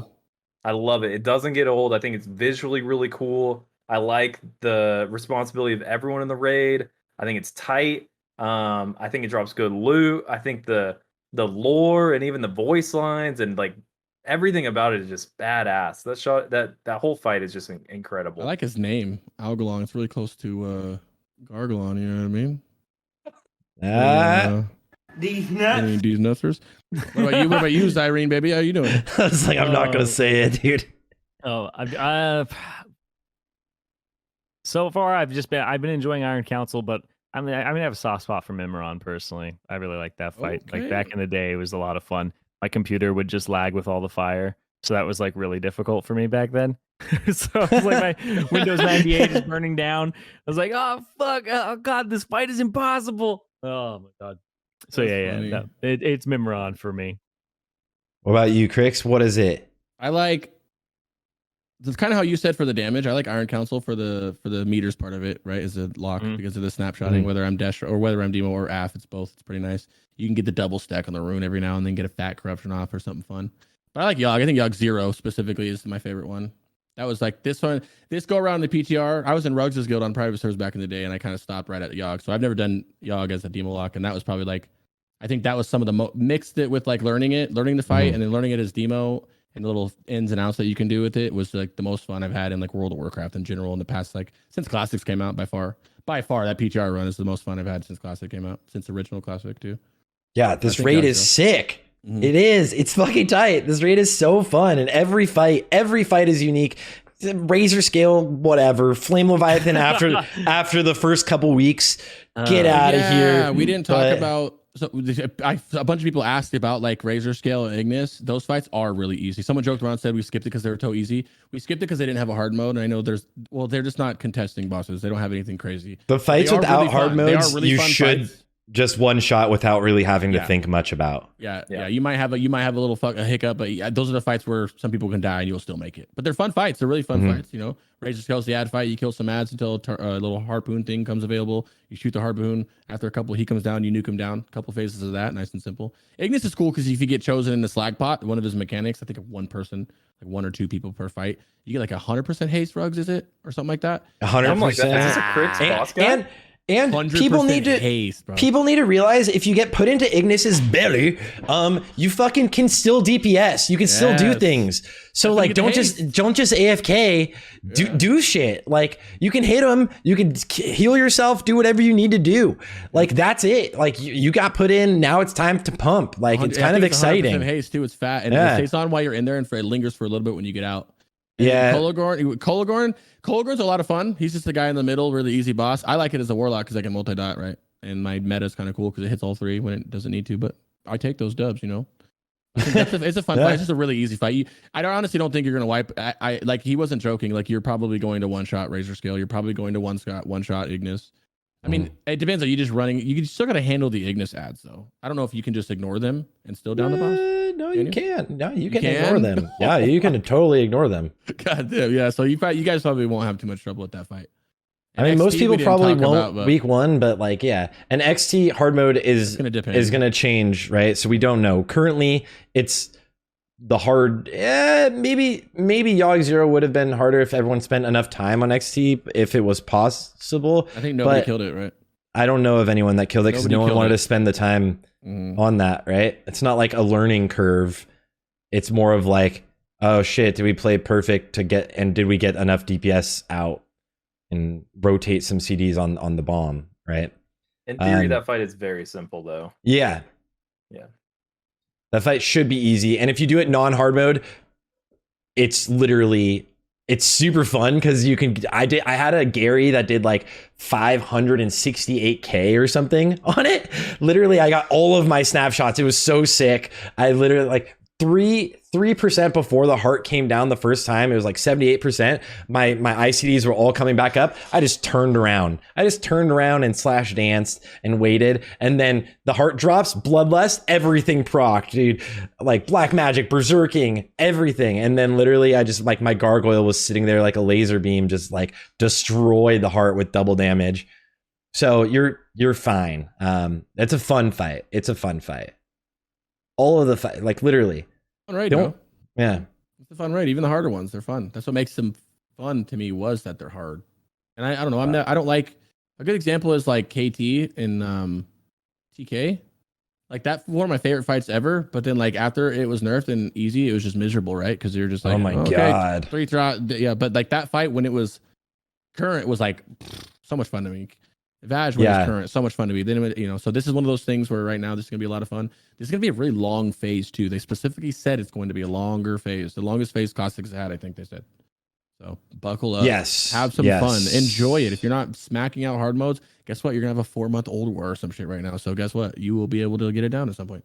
You're gonna have a lot of time. So yeah, just don't stress. The gear will help you a lot. I think that's like, everyone needs to just understand, like, your gear as you get through these raids will help you a lot, like a fucking lot. It'll make everything that's super hard a lot less hard. Some fights will still be, everything's still very mechanical, but sometimes it'll be like, oh, I didn't die so quickly there. All right. You don't have to react as fast. So it'll be pretty nutty. I'm excited to see. I'm excited for PTR to come back up again. Yeah. All right, boys. Else? Yeah. Anything last from the boys today? Nope. That's it for me. Stay safe out there, guys. It's New Year's. Hey, you too. Don't fucking do anything dumb. Don't drink and drive. Too late. Just stay inside and play video games, like we always do. Stay inside and play video games. Pick your favorite streamer and watch them. I don't know what you guys are doing for Thanksgiving in this chat, but not Thanksgiving. Wow. I'm not doing green beams. I'm gonna finish this video or two and then start stream late tonight and DJing for the next 3 days. We don't care about New Year's at my house. My kids won't even be here, so me and my wife are lazy on New Year's. Fireworks. There's already a firework holiday. We don't need a fucking New Year's. Hey, so Sarthe, somebody asking in the chat, is it true that you paid Noda to take you in so you could get carried? Yes, but I already got kicked because I missed the Thaddeus jump. I was gonna say, did they give you a price reduction because of that jump? So I unfortunately am no longer the cool guy. Whatever, bro. Whatever. Don't worry. I had to pay Jordy and Baron to stay in the raid too. Don't worry. Yeah, it's so stupid, dude. I can't believe I did that. But luckily, it's like a thing in the guild. It's like a running gag. Like everyone's failed it. So I was like, all right, thank God, dude. Everyone's failed it once, which is so dumb. But yeah, it's a fun. I'm really excited for next phase and the end. Like literally my first raid with the guild was a faster raid than any other guild has done still. Oh yeah, you didn't announce it to the podcast. No, what do you mean? What are you talking about? Salad bakers? You guys did a speedrun? By the way, everyone listening or watching and hasn't seen me on stream recently, I have left Salad Bakers and I've joined Noda, none of the above, the world's fastest guild. By by a long shot right now, but it is just an amazing organization. It's very, very professional. Everyone in there is an incredible player. Everyone works together on improving a lot of theory crafting going on. So the Discord's very lively and fun. And I'm really, really excited because every raid there is like so clean. Like our farm raids are 45 minutes. It's like our casual alt farm raid 4, right? It's like, okay, so that's chill. So it's a good time. I'm really excited for the future. You already know I was happy for you, bro. I've been shit talking to you guys for a minute. I love Noda. We already know I love Noda. People kept asking me in the beginning before Lich King who I thought was going to be the best speedrunning guild, and I clipped it and I said Noda because I know that they're fucking Lich King gamers more than anything. They know this expansion very well. So I was already, and you're just a speedrunning guy, so it just fucking made sense to see you in a good guild like that. So I'm super, super, super happy for you, bro. Thank you, bro. It'll hey, and fuck that jump. Dude, fuck We make fuck mistakes. that jump, dude. All right. So stupid. All right, guys. Have a good weekend. Everybody stay safe out there. I love you all. And Did we get a buy from Rugs? Yeah. Rugs. Say goodbye to everybody. Hello, Rugs. You have a new addition to your family. You have a newborn. Yeah, dude. We had a baby last month, so that's what I've been dealing with. Hey, well, But- happy first baby New Year's and holidays. I hope you had a Oh, good one, bro. yeah. Welcome to the dad life. Thanks, man. Congratulations. Now you already Thank look you. like a fucking dad gamer, so now you really have the kids, so it's like perfect, bro. Oh my God. Like, you already look like a dad that shops at Costco, my nigga. So you're ready to go, baby. Welcome to the dadhood. It was amazing the other day when we were doing PTR on Ulduar. I literally had him in my lap with a bottle while I'm tanking on Algalon with basically like one hand and like trying to make sure no one knows. And I have open mic, and so he would make some noises like while he's drinking his bottle, and someone would be like, "What the fuck? Is that a baby?" Someone have a baby at the It's a desk. big bang. It's a big bang. No, it's my cat. It's my cat. It's I that just meme cry that when says I like think Algalon. it's a meme where it says don't let your kids on your desk while you're raiding, and he's just like feeding them. Dude, okay, let me tell you a secret. When I first joined Fusion, I thought, all right, man, I'm joining this guild. It's going to be a bunch of young gamers. They're just like, got no jobs. They're probably in college, skipping class every day. Nope. Dude, literally everyone's a dad gamer. Yeah, bro. Everyone. It's We're just, dad gaming with too much time on our hands, bro. It's perfect. yeah. So, It's like a mix of, it's just like the whole, obviously there's some young people in there too, but it's like the whole guild is a mix of people with either careers already set so they have time to play, or like there's no like there's people in college, but the majority of it is like, all right, well, life's kind of figured out. We're mid-30s. We're up there. Let's play. We have time to play video games. Mhm. That's about it. Yeah. I take it though. everyone's in the same boat. Yeah. I just need people. I have a lot of time on my hands. If I can find people to smash my face into a wall with, I'm ready for it. You know. Yeah. That's it. I love Yo, you guys. congratulations, Next episode will be after everyone. New Year's with Yeah. Jordy Alright. and maybe Cosmo. Some kind of Ulduar deep dive. The next one's gonna be mechanically like Perp Boss. I know we did a little bit today, but it'll be like a good little deep dive of get these Yeah. gentlemen back. A big call with everybody going over the bosses.